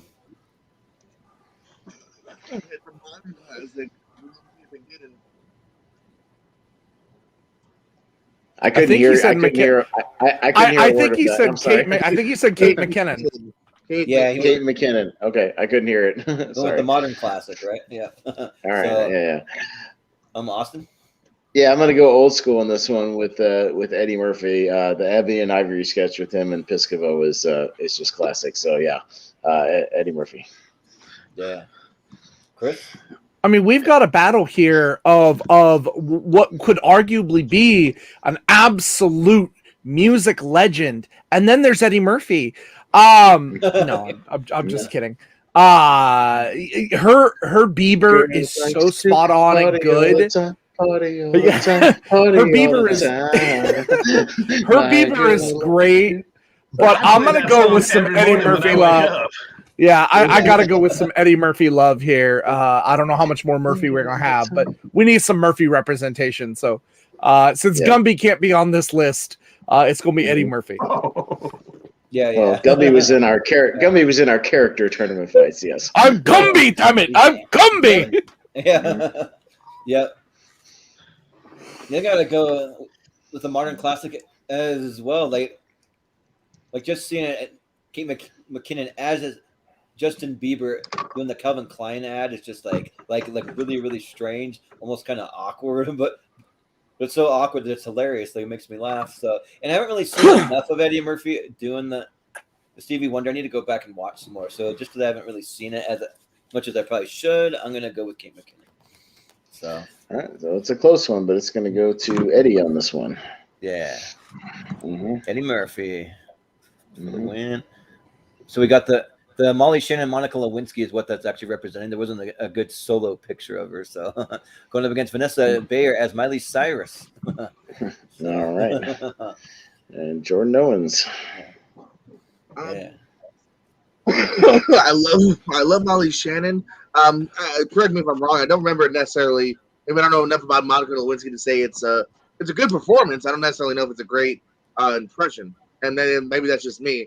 But I definitely got to go more for Miley. She nailed the kind of the little nuances of some of her catchphrases back in the day. And I even remember I really liked the skit later on where she, the recent Miley visits the old Miley and how much she has changed and whatnot. So old Miley. That's good stuff. Yeah. Yeah. Austin. Yeah, I'm going to vote for Miley Cyrus here. And I guess that's pretty cool. So that makes it pretty cool. It's pretty cool. Yeah. Yeah. Chris. Yeah, I actually don't think overall either one of these is really great. I just don't. But I do love this skit with Bill, Monica, and then Will Ferrell as Saddam Hussein. Who's expecting that? So by default, because I love the skit, I'm gonna go with Monica Lewinsky. Monica, you never call me anymore. You never called Thanks me, for the beret. I love it. Monica, yeah, it's great. Yeah. Yeah, I got to go with the Miley Cyrus show and stuff like that. Got to vote for her and stuff like that. So, yeah, like it's just a little more. It's one that I've seen more at times. I don't remember seeing Molly Shannon playing Monica Lewinsky all that many times, but she was good when she did it. But I mean, but she was just good because she played off really well of other characters. But Vanessa Bayer could hold her own. So I'll go with Miley Cyrus. Harry? Hey, I'm going to keep this short and sweet, like Miley, and she gets the vote. Yeah. Well, I think like Miley Cyrus. I think Melissa Villaseñor, if you know who she is, she does a way better Miley Cyrus. Okay, yeah. Yeah. So Miley Cyrus moves on. So we have Dana Carvey's Jimmy Stewart on here going up against Marlon Brando from Jim Belushi. John Belushi. John. Oh, not Jim. Ooh, not Jim. Don't do that. Don't do that. Don't you dare. I'll let you hate it now. Yeah. It was slip of the tongue. Yeah. Yeah. So, but who's first? I'm first. Damn, this is a killer because Carvey Stewart is good, but man, like if you go back and watch those Belushi sketches, like, and especially him doing Brando right after like Godfather, he fucking nailed it. Like, and he didn't do a lot of impressions in his time on the show, and he was really, really, really funny. So I'm gonna go with Belushi. He's one of my favorite cast members. So this is one of his better little impressions that he did. He was more known for characters, but this impression was really solid. I'm gonna go with that. Yeah, Chris. I think everybody has a Brando impersonation. It's just one of those things. Like, I'm gonna make an offer. Everybody does the Godfather, but you know what? How many people these days actually do Jimmy Stewart? Jimmy Stewart is so much energy. I love Jimmy Stewart impersonations, and Dana Carvey does it so well. And in fact, in the last stand-up special I watched, he still did it and made it relevant and funny, and I love it. So I'm gonna go with Dana Carvey. Yeah, like this Dana Carvey, It's a Wonderful Life sketch is like probably one of my favorite sketches of all time. Just like on the alternate ending to It's a Wonderful Life, how they go and find Mr. Potter and then they just beat the hell out of him, just beat him to death pretty much. They're just so good, and it makes you wonder why in the actual movie why they didn't get like more upset and like you give Mr. Potter some repercussions. They should have, but yeah, and I kind of like Chris said, like a lot of people have a Marlon Brando in impression. So, like, you come to me on the day of my daughter's wedding, you know. So, I'm gonna go with Dana Carvey. Harry, We can all probably do a good Brando impression, but who the fuck can do Jimmy Stewart? Dana Carvey. Let's move him forward. Yeah, moving forward. Well, besides Jim Carrey, who also did it on SNL, I'll just point that out. True. Yeah. Don't be a sore loser, Pez. Yeah, sorry. We did it on the Joe Pesci show. Yeah. Jordan? What? What? What? Can't hear you. What? Your mic's kind of like not what cut. I don't know. Yeah. Can you hear me now? Yeah. You phased out of the space-time continuum. If I move one inch to the left, Yeah. my computer doesn't like it if I move 1 inch to the left. Weird. Yeah. A center. I was saying I was joining you in on the loser boat, Pez. I'll go with Brando and Belushi. Okay. Just Yeah, to show right. him some love, since Carvey's got plenty of love, and rightfully Yeah, so. that was my reasoning, Rightfully but so. yeah, okay. All right. Yeah. Well, All right, but Carvey's still moving on. 3-2. yeah. Jimmy Stewart it is. So. All right. So we got Jimmy Fallon as Adam Sandler Adam Sandler. going up against Alec Baldwin is Tony Bennett. It's Tony Bennett. Yep. Yeah. So who's up first? Chris is up first. Of course it is. Chris. Again, Jimmy Fallon, his Adam Sandler actually is really, really, really good. It's but I would argue that almost anybody, if you think about it, could probably do that. You could do that. Yeah. Tony Bennett, that Tony Bennett, such a rip-roaring time, hanging out with Harry Caray and all my friends, singing a song. I love the cadence that Baldwin has in his Tony Bennett. And again, it's another one of those, like, who else does a Tony Bennett impersonation? Really? Right. It's Tony Bennett. Yeah. And when you're right about the Adam Sandler in impression, I mean, like pretty much anyone can do it. Like there was an Adam Sandler skit, the Adam Sandler Family Reunion, where they all did an Adam Sandler impersonation. Yep. Every single cast member. Yep. So, but with the Tony Bennett for Alec Baldwin, that's one of my favorite impressions that he does. Might be my number one actually. Like it's just so good and yeah, makes me laugh every time. So I'll go with Tony Bennett. Harry? The brilliance of the Adam Sandler impression was how well he knew him. But Tony Bennett and I, we're pals. Mm-hmm. We once helped deliver a litter of kittens. It was amazing. But Alec Baldwin as Tony Bennett reminds me of my old friend. It's Alec Baldwin. Mm-hmm. Yeah. Well, Jordan, who you got? I said, you vote for Tony, huh? Well, Shabadoo, That's gibberish where I vote for Sandler. Yeah. Stop staring at me, Swan. Yeah, right. Stop looking at me. Yeah. So sorry to interrupt. Yeah. Are you drinking Budweiser or are you drinking the Heineken? Want to fetch the Heineken? Would you like a Heineken? Yeah. But Austin, It's just too damn hot for a penguin to be walking around. Well, folks, we got a great show for you tonight. Sponsored by Ben Gay. Ben Gay, baby. Gotta love the Ben Gay. No, who the fuck thought they could make a recurring thing out of a Tony Bennett show like impression on SNL and make it so damn funny? I gotta go with Baldwin's Tony Bennett. It's pretty damn spot on, and he did it in front of Tony Bennett, and it was amazing when they called him Phony Bennett. It was pretty great. Yeah. Well, Tony Bennett for the win. All right. We got Norm Macdonald doing Larry King, going up against, forget the guy that does Joe Piscopo as Frank Sinatra. It's Frank Sinatra, yeah. Joe Piscopo. All right. So. All right. Jordan Anderson.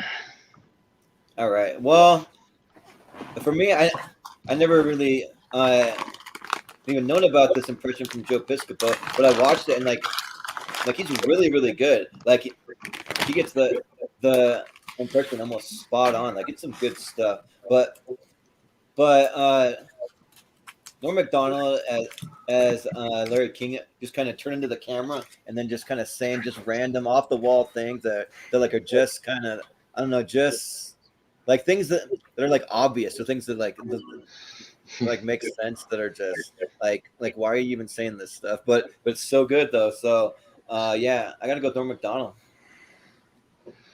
Harry? I used to do cocaine with Larry King. Hey, let's face it. Yeah. So these two guys, excellent impressions. Norm Macdonald as Larry King's funnier. Moving on. Mm-hmm. Yeah. Jordan?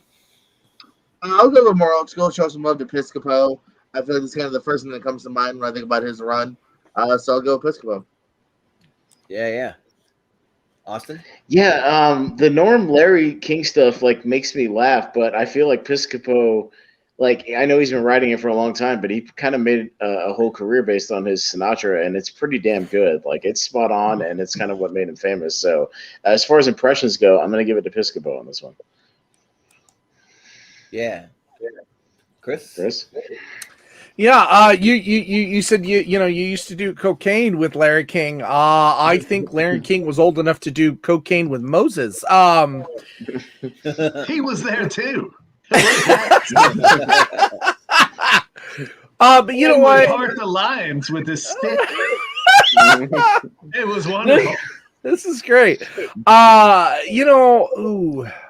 Norm hasn't been given enough love, and I like Joe Piscopo, and I love Sinatra. I'm a huge Sinatra fan.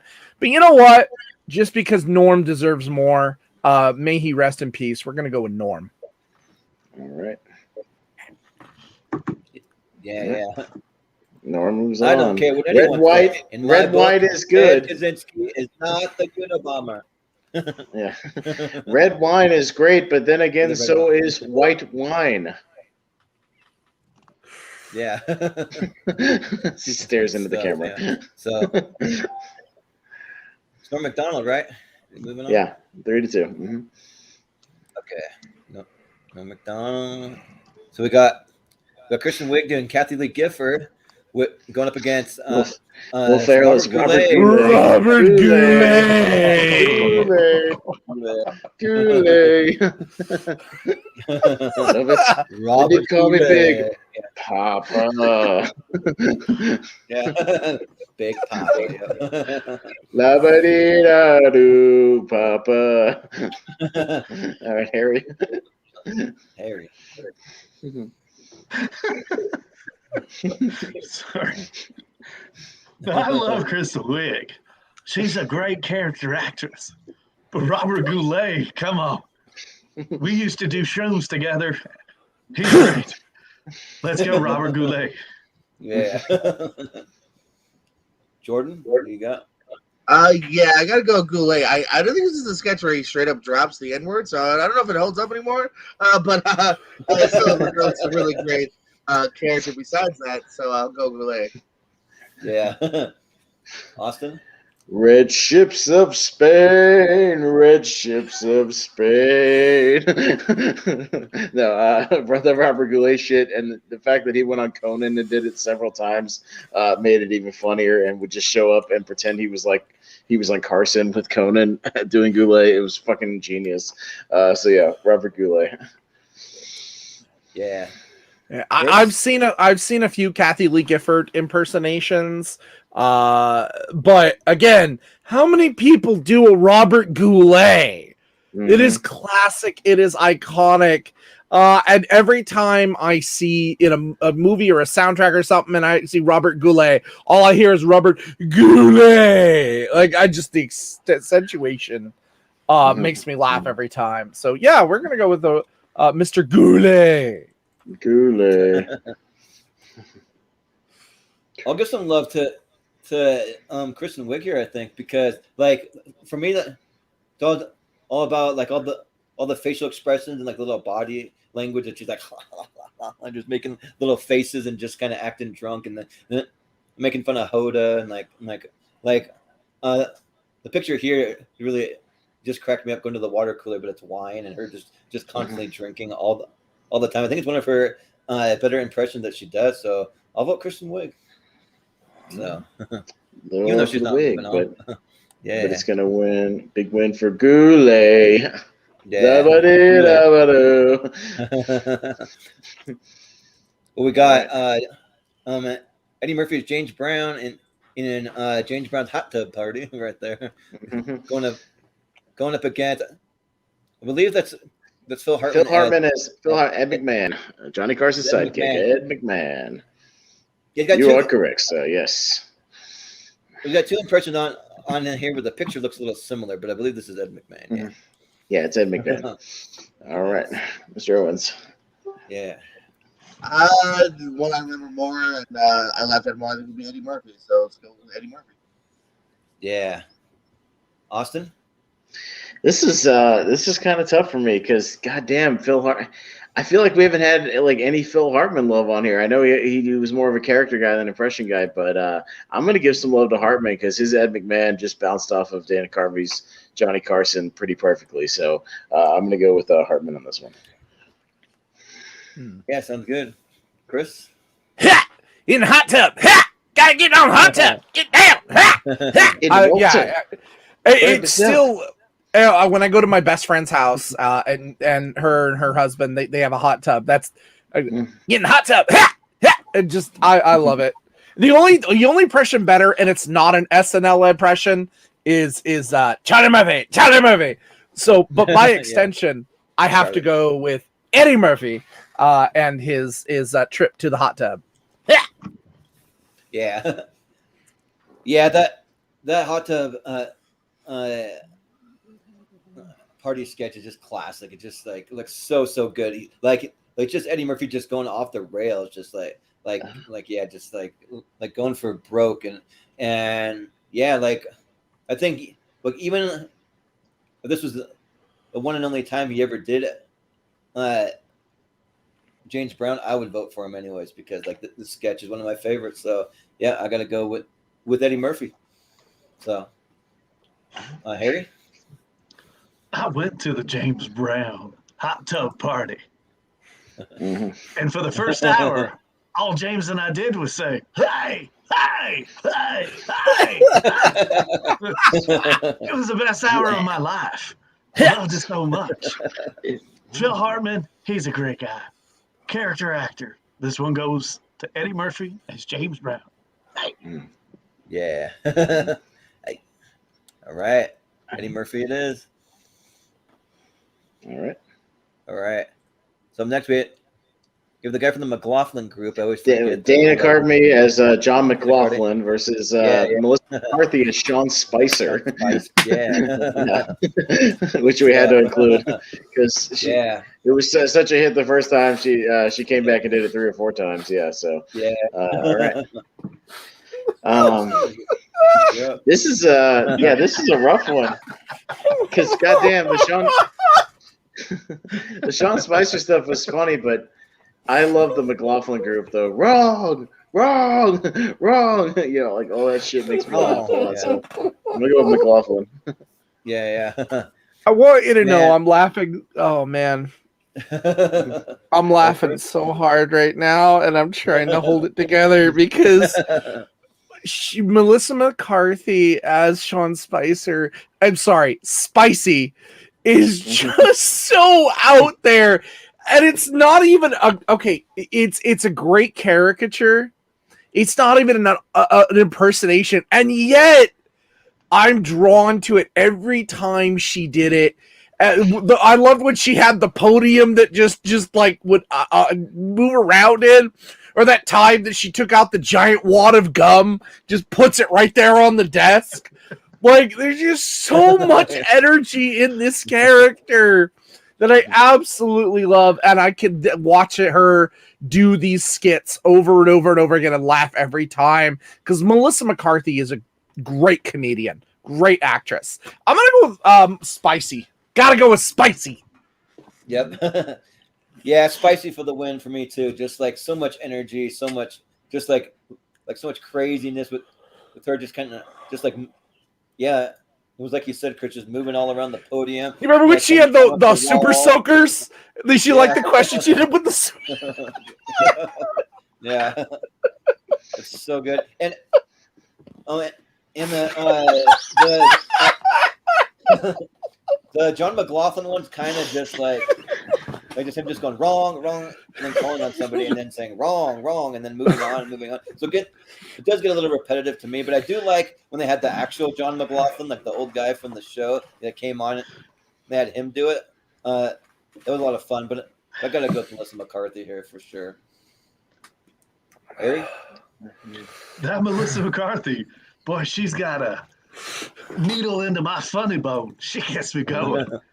And her and Sean Spicer, that's the spiciest taco I want to eat every day. Sean Spicer moving forward. Yeah. Jordan?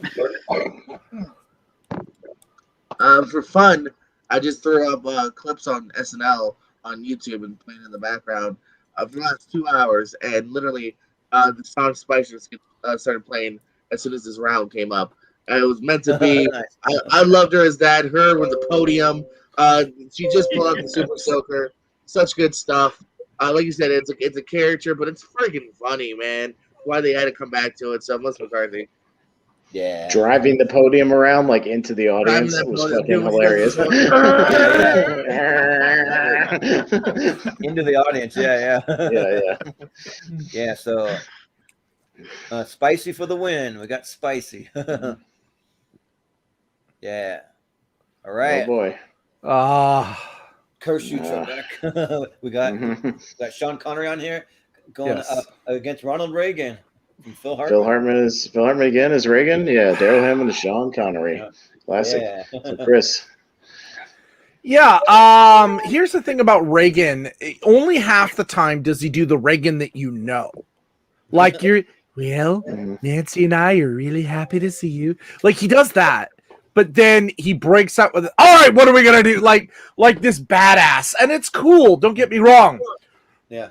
But if I don't vote for Sean Connery, I will rue the day, Trebek.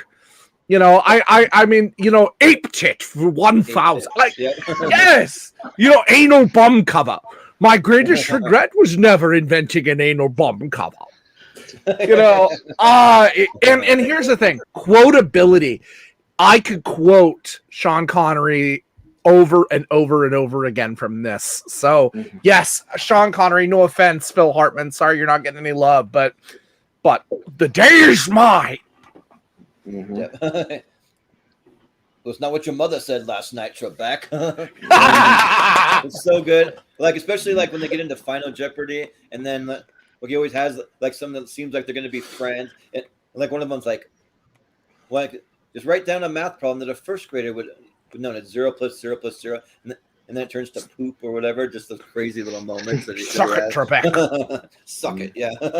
So yeah, but the Ronald Reagan stuff is really good though. Like I love the one where like whenever somebody comes in to his office, he acts totally normal and subdued. But then when they leave, he's having some kind of war room where he wants to take out the entire Middle East or whatever. Like he's just like it's like Ronald Reagan on like major caffeine or something. So, but I gotta go with Sean Connery though. Like for sure. Yeah. Harry. Hi. Sean Connery and I once had a knife fight in Edinburgh.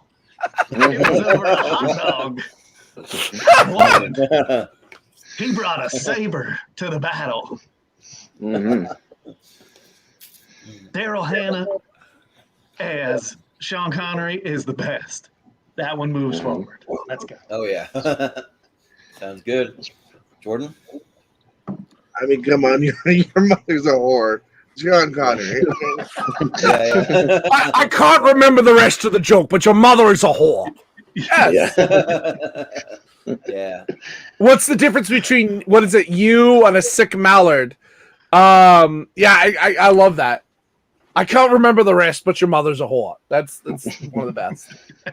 We'll take Jap anus relations for 400, please. Good stuff.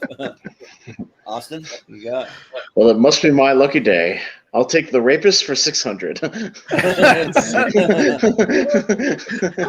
Let tits now.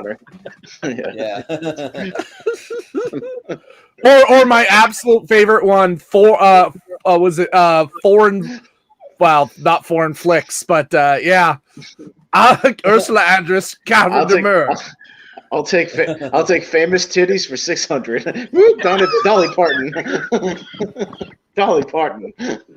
That's famous titles, Mr. Connery. Famous titles, not titties. Yep. Do I imagine that you're voting Sean Connery, Austin? Yeah, no shit. Okay, yeah. Just wanted to confirm it. Yeah. But yes, we got Fred Armisen as Prince, and then Prince. that it Charles Barkley. Charles Barkley. Yeah. Charles Barkley. Mm-hmm. That's Just terrible. Generic clothes. So So it's like That's terrible. it's hard for me to recognize. Terrible. But That's terrible. That's terrible. Terrible. All right, so who's up? It's going to be Jordan Anderson. Yes, you. All right. Yeah, so the Charles Barkley, well, not only being a huge basketball fan, but just knowing the way that Charles Barkley speaks, especially when he appears on screen with Shaquille O'Neal, and those two just going back and forth, is just really, really good. And it's also because I really haven't seen enough of Fred Armisen doing Prince. I probably have seen it, but I just don't remember that much of it. So I got to go with Charles Barkley. Yeah. Harry? Well, that Charles Barkley, he's a good kid. He beat me in a rib eating competition a few years back. Yep, sounds about right. I like Fred Armisen. He's a good kid too. But in Impressions, and what's funnier is Charles Barkley. Let's move forward with Charles Barkley, please. Yeah. Jordan, what you got? I gotta show some Prince love personally. Another one where it's looks and mannerisms is what wins the character for me, man. The little whispers, the way he would act for the Prince show. It's the Prince show. So let's go, Prince. Yeah. Austin? Well, the way, Prince would just slowly come into the screen and just do his little smile and just pop out of nowhere. I love Fred Armisen, what he did with Prince. The fact that he doesn't have to say a whole lot. He just does the mannerisms. He's just being a weirdo. Charles Barkley's fun, but we could keep giving Keenan a lot of love here. I want to give some love to Armisen and Prince here. Yeah, sounds good. Mm-hmm. Chris? Choosing Prince, that's a terrible, terrible choice. Terrible. It's terrible. It's terrible. T-E-R-B. Terrible. Yeah, we're gonna go with Charles Barkley. Yeah. Charles Barkley for the win. Moving on. And not a terrible choice. It's not terrible. Yeah. We got some more Keenan and Bill Cosby there. Going up against Bill Hader. I forget the name of the character. It's James Carville. Yeah, James Carville, James political Carville, commentator. Yeah. Carville. Yeah. Yeah, so Harry, you're up first. I mean, that Kenan Thompson, I guess he just keeps getting the votes. This is Bill Cosby. Is hilarious. So let's go Kenan Thompson. Yeah. Although Hader as the spicy Cajun, that's nothing to show any not low for anyways. Yep. You think, Jordan? Partially because I just don't want to vote for anything involving Bill Cosby, and then partially because Bill Hader is quite funny in that role. Another one where it's just the way he laughs and everything. So Bill Hader. Yeah. You're not wrong, Jordan. Austin? Yeah. Yeah. Keenan's Cosby is funny, but who the fuck does a James Carville other than Bill Hader?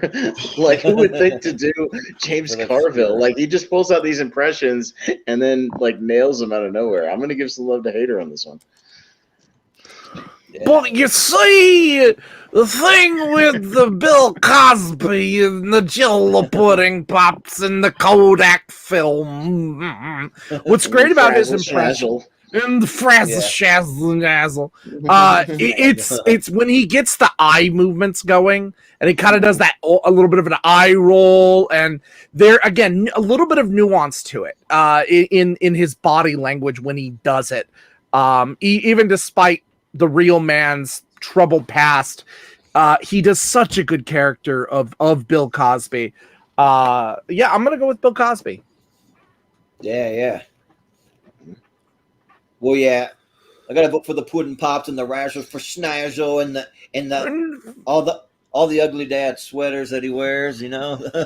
You see,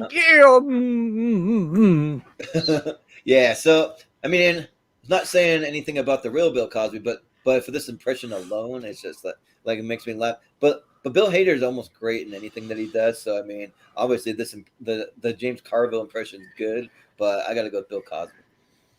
All right. 3-2 for Cosby. Bill Cosby. Moving on. All right.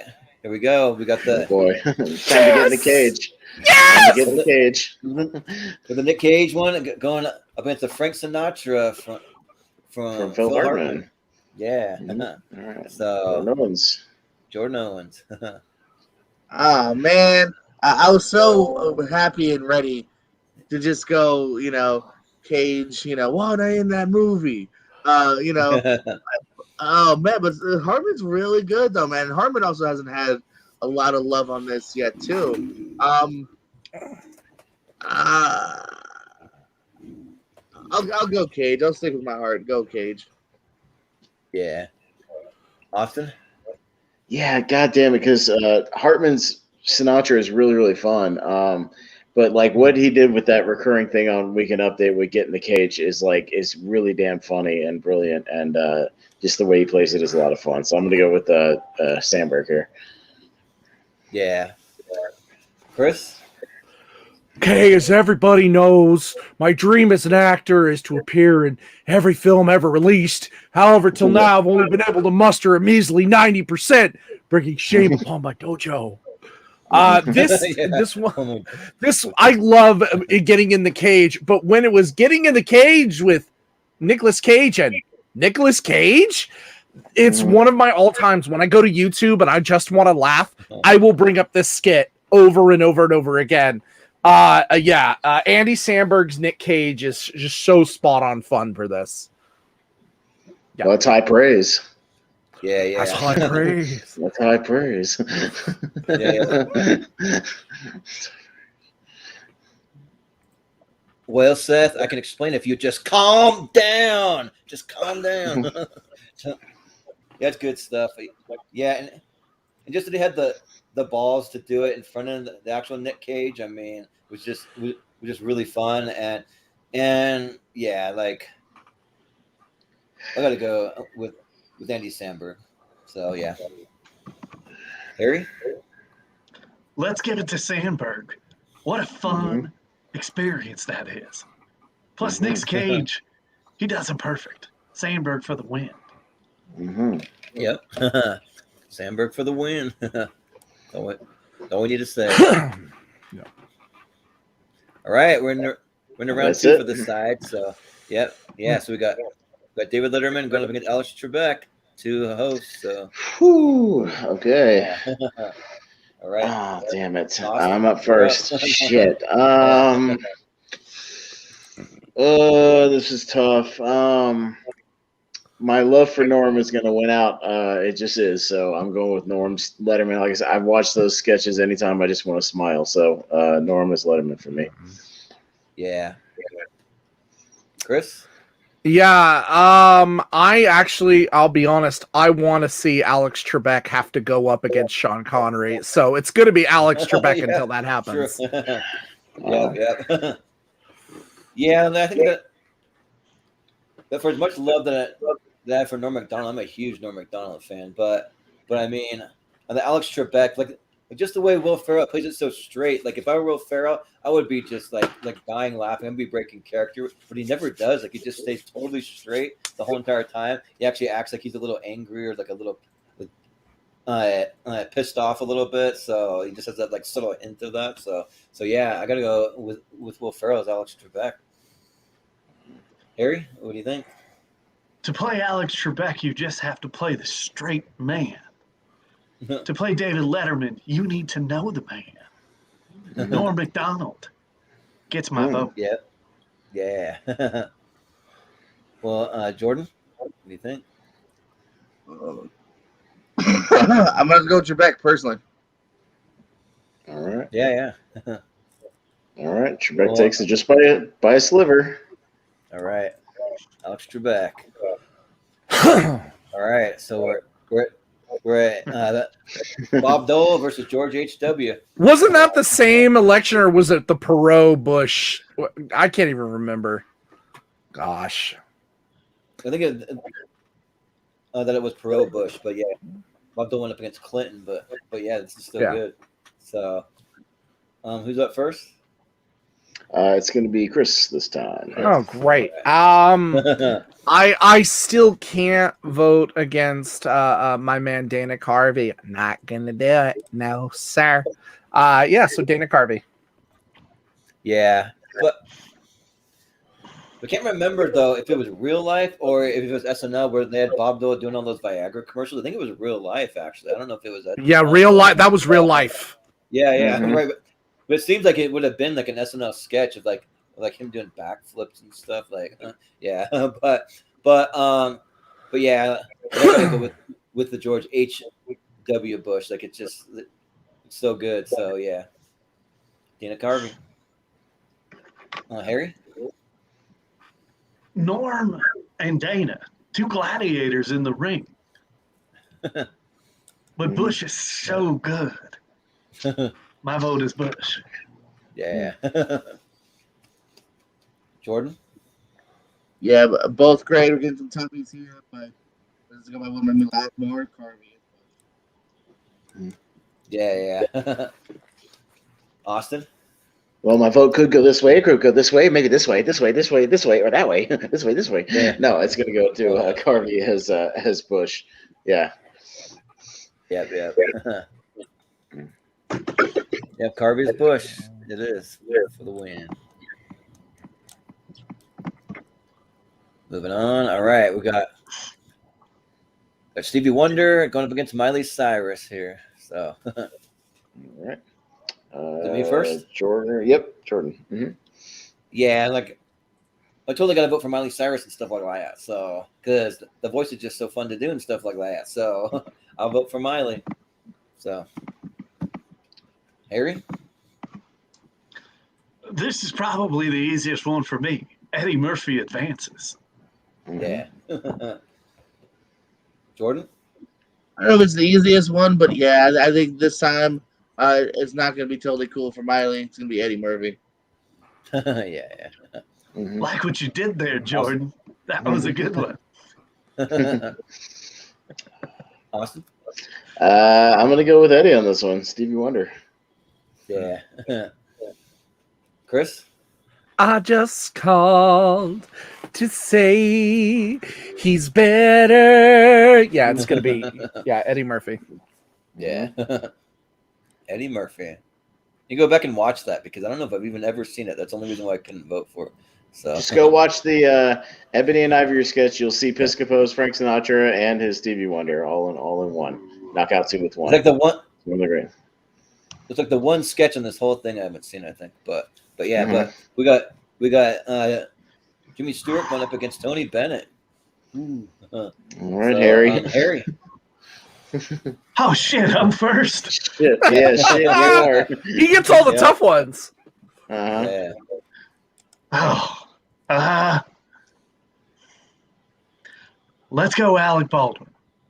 I think I laughed more to that one, and there's more of him featured. So Alec Baldwin. Yeah. Jordan? Yeah, I'm going to agree. You know, someone kind of said the first time, like, it's a really good impression and one now that you don't see often. And he kind of nails it, you know, and another one where, you know, Tony Bennett did it himself with him. So Baldwin is Bennett. Yeah. Austin? Yeah, Baldwin's Bennett impression is just great stuff. Great. Yep. So I'm going to go with Tony Bennett. Great. Yeah. Uh-huh. Yeah. Yeah, I'll keep it simple. It's Tony Bennett. Yeah. It's going to be Tony Bennett. Although it's not as easy as I would think because like Harvey's Jimmy Stewart is like spot on, but yeah, I got to go with Bennett. So. All right. Tony Bennett. Be Tony. Mm-hmm. All right. We got Larry King going up against Robert Goulet. Goulet. Why couldn't I have this one last time? Yeah. Right. Yeah. All right. Jordan. Right? Mr. Owens. Mm-hmm. Yeah. Let's go for Big Papa, Robert Goulet. Yeah. Austin. Goulet. Yeah. Chris? Goulet. Mm-hmm. Yeah. We wouldn't let a clown fix the leak in the John, so why do you let these hooligans tear down the biz? Yeah. I don't care if it's Mr. Notorious B.I.G. He can croon. Goulet. Yeah. It's like voting for myself. Robert Goulet for the win. I think you've done plenty of that tonight, Harry. Yep. Plenty. Robert Goulet. I still don't know what you're talking about, but I appreciate the sentiment. Yeah. Well, we Oh, got. fuck. We got James Brown versus Sean Spicer. So. Here's the thing. I know what's that. He says, "Oh fuck." The thing is, I know that the real Harry Caray would do that too. That's what makes this so funny. Yeah. For sure, yeah. Oh, shit. The 0-2 pitch on the outside. What a dick. Yeah. What an asshole. What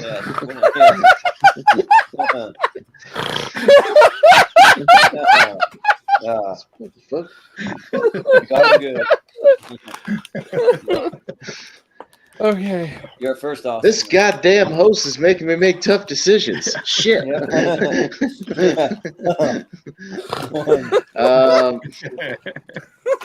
it's funny. I voted against Melissa McCarthy last time, but I think I'm going to go for Spicer this time. So I'll go with McCarthy as Spicer this time. Yeah. Chris?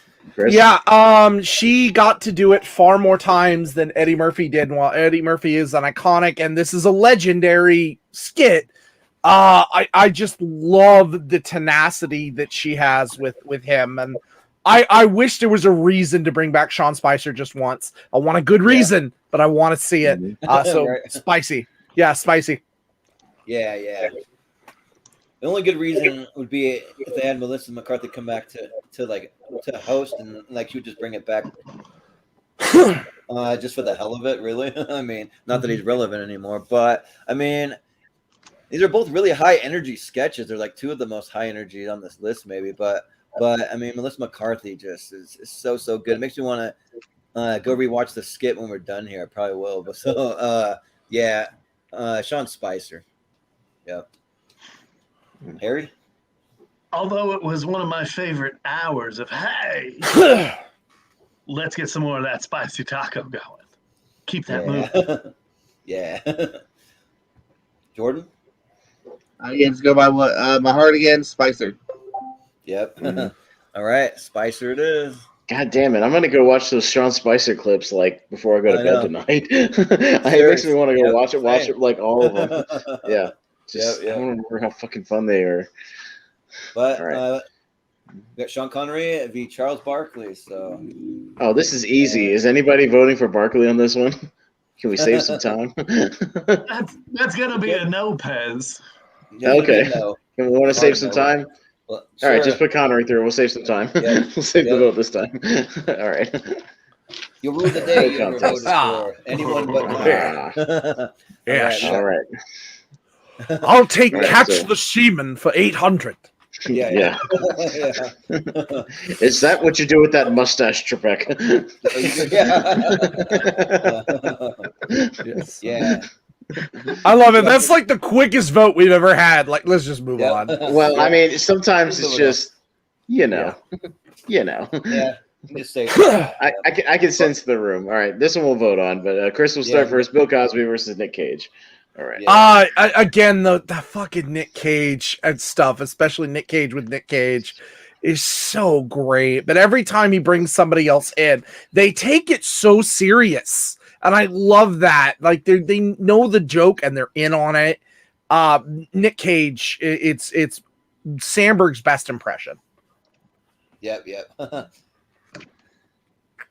Yep, those two are going to have a three with the Declaration of Independence. Yep, when they high five. I'm going to have sex with the Declaration of Independence. Yeah. So, yeah, we got to go with Nick Cage here. Harry? Boy, that Chris Ingle, he brings up some good points, doesn't he? I need to get him on my show. But it's Nick Cage for the win. Let's go. Yeah. Jordan? Nick Cage, FCW. Agreed. Yep. Austin? This one, I'm voting for Nick Cage, but I just want to point out a fun fact that Keenan has been doing the Bill Cosby impression since he was like 10 years old on All That. He's been doing that impression for almost 30 years. So I will show him some. He did that. He did it as a kid on all that. So I'll just give him some props for that. So yeah. Yep. Well, Nick Cage it is. Not his best skit. His best skit is the chocolate cake guy when he did it with Chris Farley. Yes. Yeah. It's one of my favorite. Cooking with Randy and Mandy. Yep. It was actually one of the last things Chris Farley Ketchup. did. Yeah. Ketchup. Yeah. That's right. Yeah. But yeah, All right. we got Alex Trebek versus George H.W. So it's me first. Yeah. Well, I think Harry Caray actually brought up a good point that like all you need for the Alex Trebek is to just like play it straight and play it serious. But with the George H.W., there's so many little nuances. So like you got to get the voice just right. You gotta do it all. So I'm gonna vote for George H.W. Bush. Harry? Damn it, Jordan. You stole my line. It's George Bush. Yeah. Jordan? Jordan, help me out here, man. Come on. Well, now you got to put the pressure on me. Yep. You know you want to see Alex Trebek versus Sean Connery. You want this discussion. We'll see. Don't do that to us, Jordan.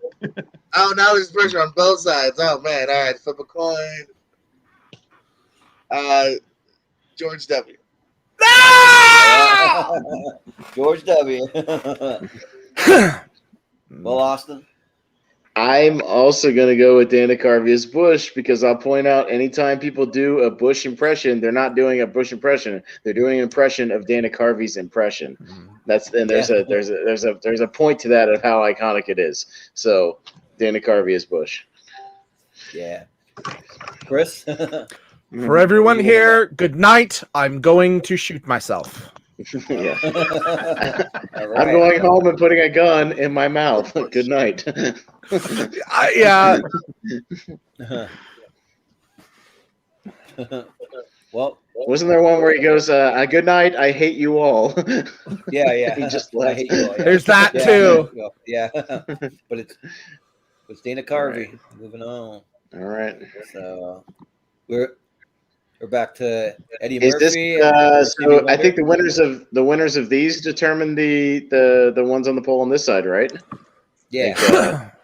Okay, so yeah, this is the 16, so we're into the the winners of this one will make it into the other 4 to the poll, so we'll see.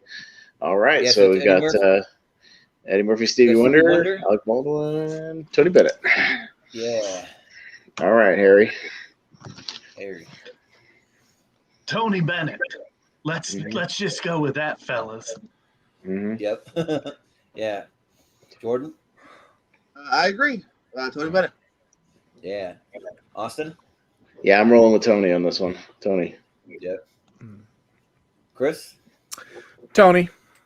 Yep. And I'm not the biggest Alec Baldwin fan, but he does it right with the Tony Bennett impression. So Tony. Well, he only had a microphone, not a gun, so you know. Yeah, right. Just a microphone. Hey. So, zing for the win. All right, we got Robert Goulet versus Sean Spicer. Oh man! All right, Mr. Owens, you have the pleasure. Yeah. I hate when you gotta go first on the good ones when you're like, I want to think for a minute. Let's keep the Goulet train going, man. Goulet. Yeah. Austin? The fucking Red Ships of Spain fake Broadway show they did with Goulet is like the funniest shit that me and my buddies like quote constantly. Goulet. Yeah. Chris? I don't think this legally qualifies as theater. No, the manic, angry nature of Sean Spicer and how someone can just be funny, always being angry and pissed off. We're Melissa McCarthy. Yeah. Yeah, just like so many just manic things that Melissa McCarthy does. Just like the whole gum wad thing, she just slams it down on the podium. It's just like so many amazing moment. So Sean Spicer, yeah. Harry, it's going to come down to you, sir. You've got the decision. Of course it is. And we're gonna keep eating that spicy taco, Pez, for the win. Oh man, Sean Spicer. And what do you eat with that spicy taco? Sean Spicer. I mean, what do you drink? That's right. Boy, I screwed up that joke. No. I'm sorry. Abandoned ship. Budweiser, king of beers. I'm giving you the chance here. I appreciate you, Ingle. You're a good egg. Hey, what? You know what else is good with eggs? Nice cold Budweiser. Yeah, exactly. And a little mustard.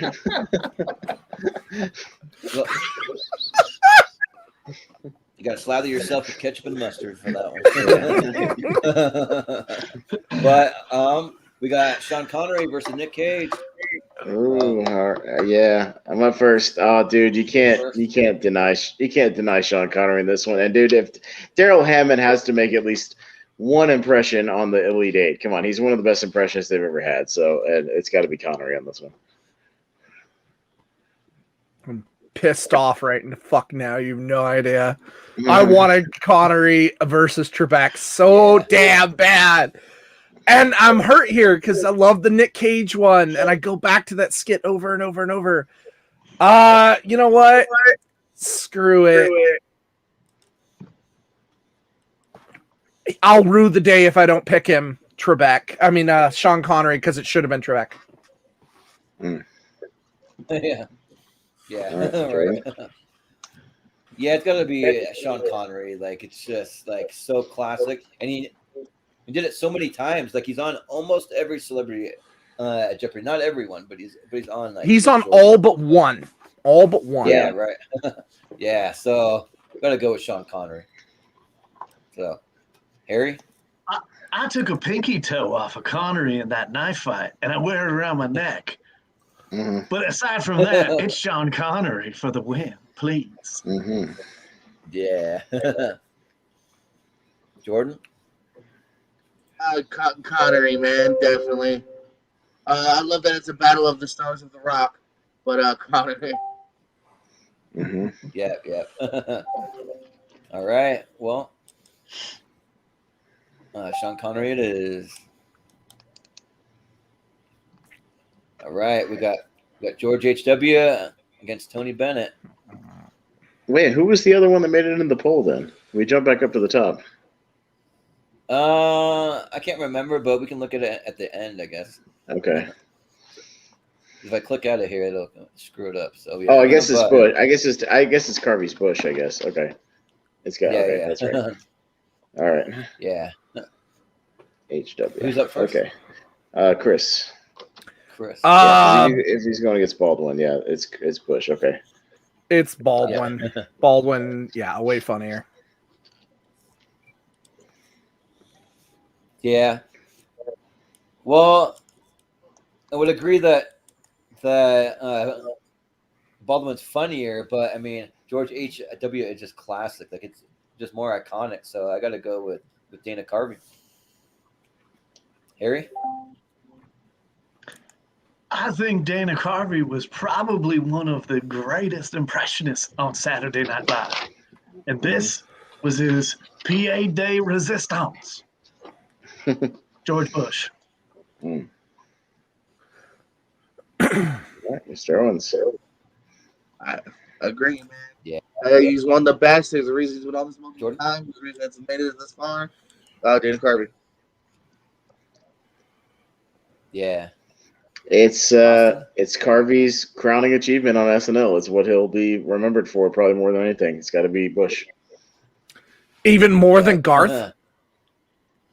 Yeah, because Wayne sure, is Garth. probably more famous than Garth, I would say. Yeah. The movie is named after him, right? Yeah, it's Wayne's World, not Garth's World. Yeah, right. Yeah. All right, well, we got... All right. Spicer versus Connery. Sean. Yeah. Sean and Sean. All right. Jordan Anderson, back up top. You got to go first. Man, I really want to vote for Sean Connery, but it's like nothing just beats that scene of just Melissa McCarthy as Sean Spicer driving around the streets of New York, just like it's just so good. Like it just works. It just makes me laugh more because like honestly, like the Sean Connery stuff's good, but it does get a little old after a while, and that's a how dare you? That's a big fucking nitpick, dare you? Like it's just like a small nitpick. Like it's just like a really small thing. Like it gets old, but it's still fun. I mean, so but if we got to split hairs here, I got to go with Sean Spicer. So, Harry. While I have enjoyed the spicy taco all night, Sean Connery is so quotable, just like Harry Caray is so quotable. Sean Connery for the win. Yeah. Here's your pinky. There it is. Jordan? Yeah, there's a reason these are visited all the time on YouTube. I gotta go Connery, man. Connery. Yeah. Austin? I'll give you a finger, Jordan. Sean Connery. Yep. Chris? I composed an album of dirty lyrics just to compete today. You know, because it's not going to matter now. I love Sean Connery, and I've been on the Sean Connery wagon the whole way. But putting up, again, Melissa McCarthy just has that energy that is unrepeatable. No one else has quite had what she's had. I love Melissa McCarthy. We're going to go with Spicy. Yeah. If you look up the Sean Spicer sketch of her like in the podium driving around New York City, just the look on her face, it's just like priceless. It's so funny just from that, like alone. but yeah, it's Sean Connery. All right, so we got Sean Connery versus George H.W. All right, this one goes to the championship against Harry Caray. Oh boy, we'll see. Oh man. Well, Harry, who's going to face you in the finals? Yeah. Let's go with that rat bastard son of a bitch, Sean Connery. Yeah. Jordan? Oh man. I'm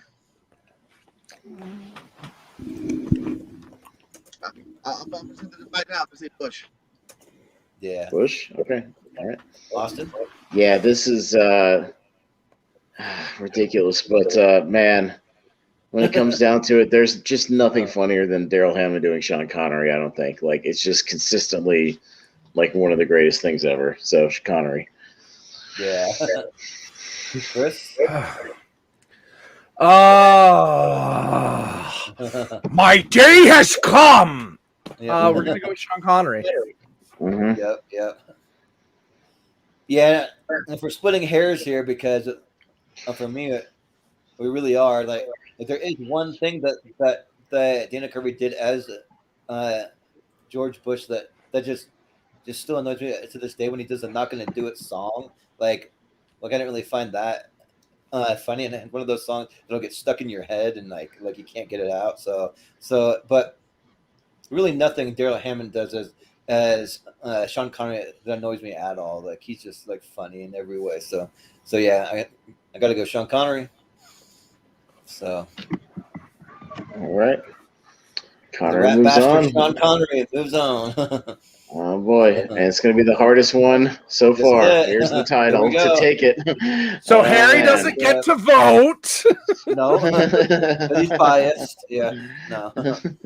I can leave anytime you want. Well, luckily, Harry gets to go last on this one, so he may decide it. And we'll see, because Jordan Owens is up first, so it's going to come all the way around. So we'll see. All right, Mr. Owens, go first. Man. Boy, oh boy. I mean, I've never voted against Harry Caray until now. Sean Connery. Oh. Okay. All right. This god damn it. The battle of the funniest, most absurd caricatures of impressions ever. And Cubs win. Harry Caray. Yep. I feel like I'm a bowl of Raisin Bran, and I'm between 2 scoops of fruit. Yeah. Two scoops of fruit. Yeah, Sean. All right. Oh, what do I do? Do I make it so Harry has to decide, or what? You know what way he's gonna go. So this is your decision in the end. You think about this. Yeah, right. You're determining the winner. Come on, Jordan. I came on this show for 2.5 hours with Harry Caray. Yeah, right. I know. Yeah, makes it a little biased, but we had to bump one of our favorite guests to get Harry Caray tonight. Throw him a bone. By the way, you know who we didn't have on this list? Lindsey Buckingham. True. Because it's not an impression. He just sits there. It's not. That's the best thing ever. We never got to hear him sing. Drunk uncle. That's based on my drunk uncle. Well, just because he picked the sun as his favorite planet, and the sun is the best planet, we'll go with Harry Caray. So, yeah, it's a tie, and Harry Caray gets to decide. Do you put yourself through to the championship, or do you pull a swerve? Cubs win. Rigged. Rigged.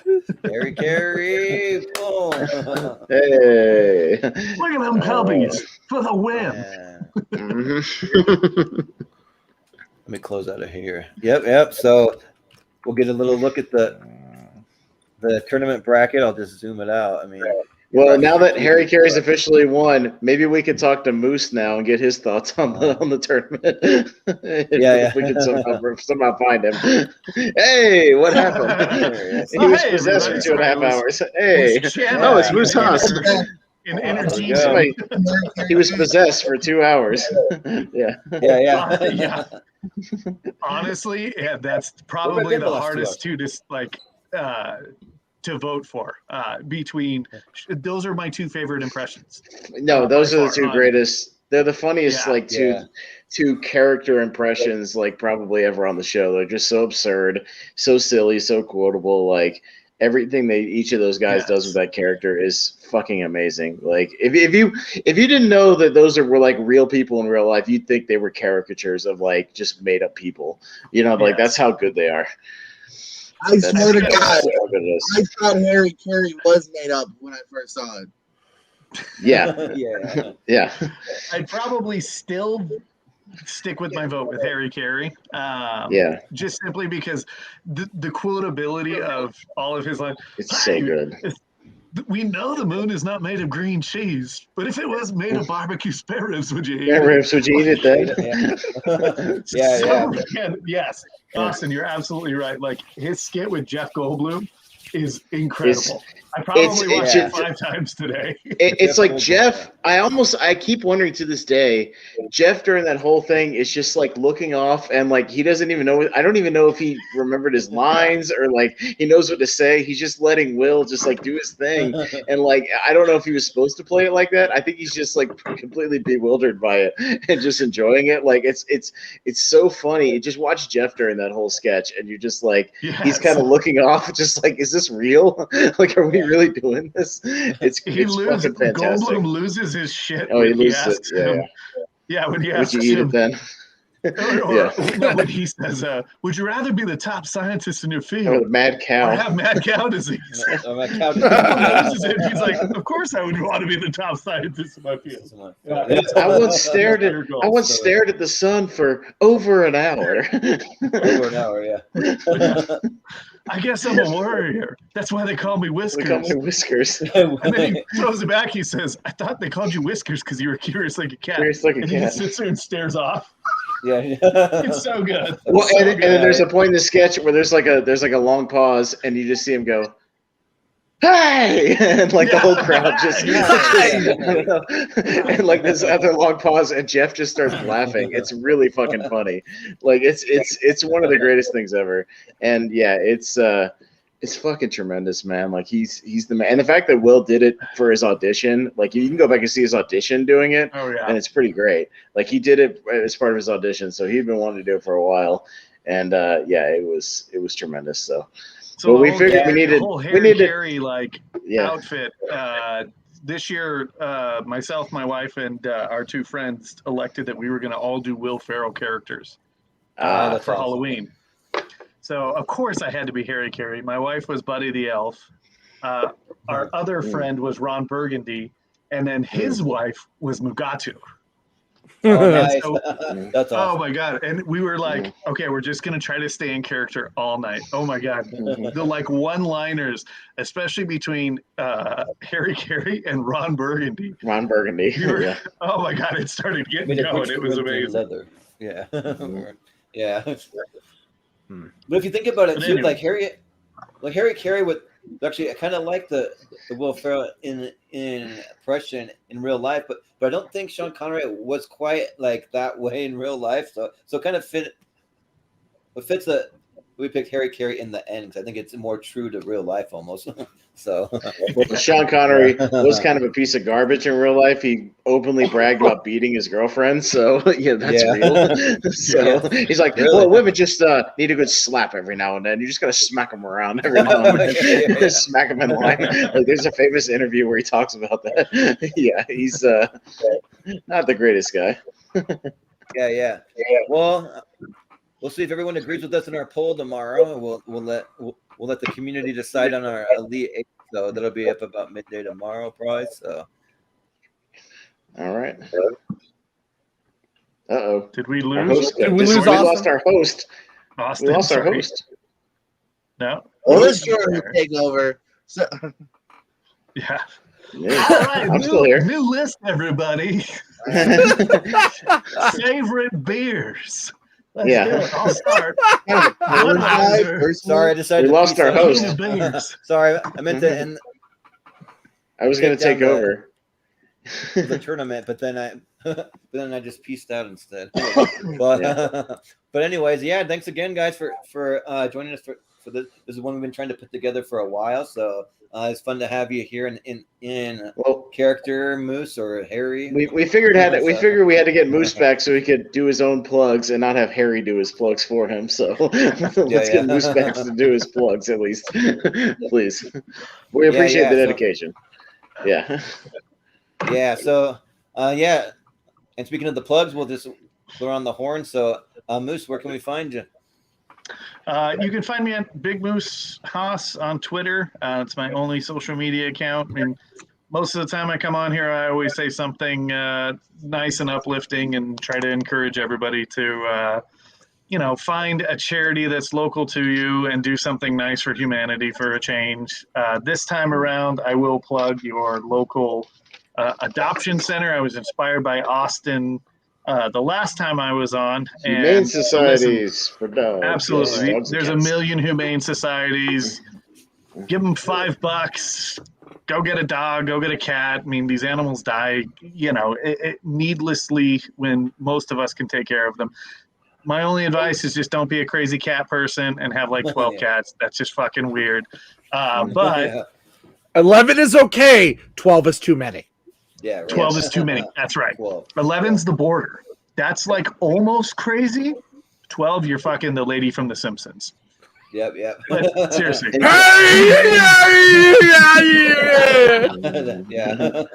Crazy. The humane shelters, they need help. Please help. One easy thing you can also do, most of them on their websites also have links to Amazon where you can just buy dog food for them and they'll ship it directly to the place. Because sometimes they'll just need dog and cat food directly there. They take donations of that kind of stuff. So either direct donations, or a lot of them you can directly buy, generic dog food for them, and it's good too. So now I have a rescue dog, Melanie. She's my daughter, my everything. She's over here snoozing, passed out. There she is. Hey, Melanie. Hello. She's looking at you going, how could you pick against Trebek? Just saying. But thank you guys again. It's always fun to be on your show. Chris, Jordan, great to be on the show with you guys. This was a lot of fun. Austin, Pez, always a good time with you guys. Oh yeah. you're Oh yeah. welcome. Thanks for being on, man. Not at You're all. one of our favorites. Thank you. Yeah. Thank you. That's a wonderful kitty. Yeah. Mhm. Well, Jordan, where can we find you? This Jordan? Oh, hey. Hi. Yeah. This one. We got over at the Pearsco channel doing some movie trivia. Get close to your mic. Hello. How about now? Yeah. Hi. All right, as long as I don't There he know is. I'm happy. Okay, it's Jordan K. Yeah. The Pearsco channel, movie podcast, show about shows. We also do some movie trivia. Pierce Wrestling channel, do some wrestling trivia, live wrestling matches exclusive to that channel. Real Pro Wrestling. We're having shows in Ave Maria, Florida, Fort Myers, Florida, Port Charlotte, Florida. I have a nice little tour there. And then me and Jacob Barber starting a podcast tomorrow, dropping Sunday about wrestling as well. Nice. Cool. We're doing the Florida takeover, so yeah. Mm-hmm. If we ever get down to that area, we'll have to hit up one of your shows. I'll be coming to that Absolutely. area. I'll give you a VIP treatment, baby. Mm-hmm. Well, I mean, Austin will be in the area next September. So if you're doing anything next September, we'll be down in that area. So. And yeah, we usually do our big charity show for suicide prevention and awareness. Is usually what we do in September. Nice, Well, Jordan, nice. you know I'm a referee, so I could just do a guest referee spot, and Jordan There can you sit in go. the I'll book audience. you. There you go. So, Yeah. there you go. Charity, it's Absolutely, a free yeah. show, but Yeah, I don't care. I do it for. Hey, listen, Said- independent wrestling is a lot of independent wrestling is for free, anyways. So a hot dog and I would have hey given you a brother, hot dog normally. and a hey brother. Right. No, it's all good. But yeah, I also do a show with Jacob Barber called A Podcast About Movies, and we just did our 2021 wrap-up show. You can find that online at Podcast About Movies. We post those in the Shimoda Friends and Family page as well. And I also do a ranking show with Henry Confidential, aka Henry Sanchez, called Let's Rank Stuff. And we just did one on Christopher Nolan. We've done shows on the Saw franchise, Tarantino, and the Rocky franchise so far. Let's Rank Stuff with myself and Henry Confidential. So we don't have a format, no specific numbers. We just pick a topic, pick a theme, and roll with it. So it's a lot of fun. We've had a good time. It's a fun time. Yeah, those type of ranking shows are my jam, as you can tell. I rank stuff all day on my channel. So so yeah, it's a fun time. Yeah. So, but Chris, where can we find you? Yeah, you can find me on Twitch and Twitter at Ingle1984. Twitter, I'm just there because it's socially obligated, apparently. On Twitch, you will find me from time to time when I'm not teaching, doing RPG theater, where I play Japanese RPGs as like a story time. And just talk with people who are watching. I love JRPGs. You can also find me on Mark Riley and Video Drew's Patreon in their training sessions. And Moose, I'm just saying that I'm the kind of nerd who loves to help people, and I've been looking for some Inner Geekdom players to train. I'm just saying if the new season should come your way. There you go. I do plan on winning this year, so. Hey, I don't have any Inner Geekdom competitors, and I want to be the first professional Schmodown trainer. Like, that's what I want. I did watch the video, Drew, where you were asking the questions for Middle Earth. Yes! Great audition tape. I'm telling you, man, this is my thing. And one of my players is going to get a championship this year. I can feel it. I don't know who it is. I'll be honest. I don't know. But Oh, Moose, could be you, man. Could be you. Okay, I'm in, buddy. Could be you. Could be you. Otherwise, Advada Cadaver your ass. Yeah, right.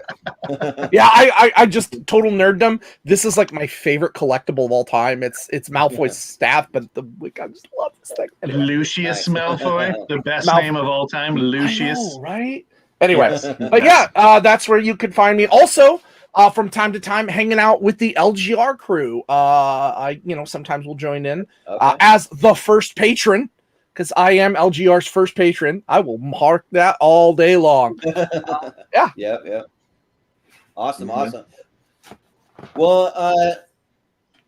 one of the reasons why I love having you on, Moose, because you always like to promote like doing something within your community, something nice for other people, something that just makes a difference in the world. So I just wanted to just say one of the things we did for Christmas time, we always like to find a family we can adopt for Christmas time. So my brother used to live in the Philippines, and one of his friends he made over there, it's just dirt poor. They literally don't even have enough money to even have a Christmas. So between my family, we raised over $1,000 for his family, and like literally made like a huge difference for him. So it was all my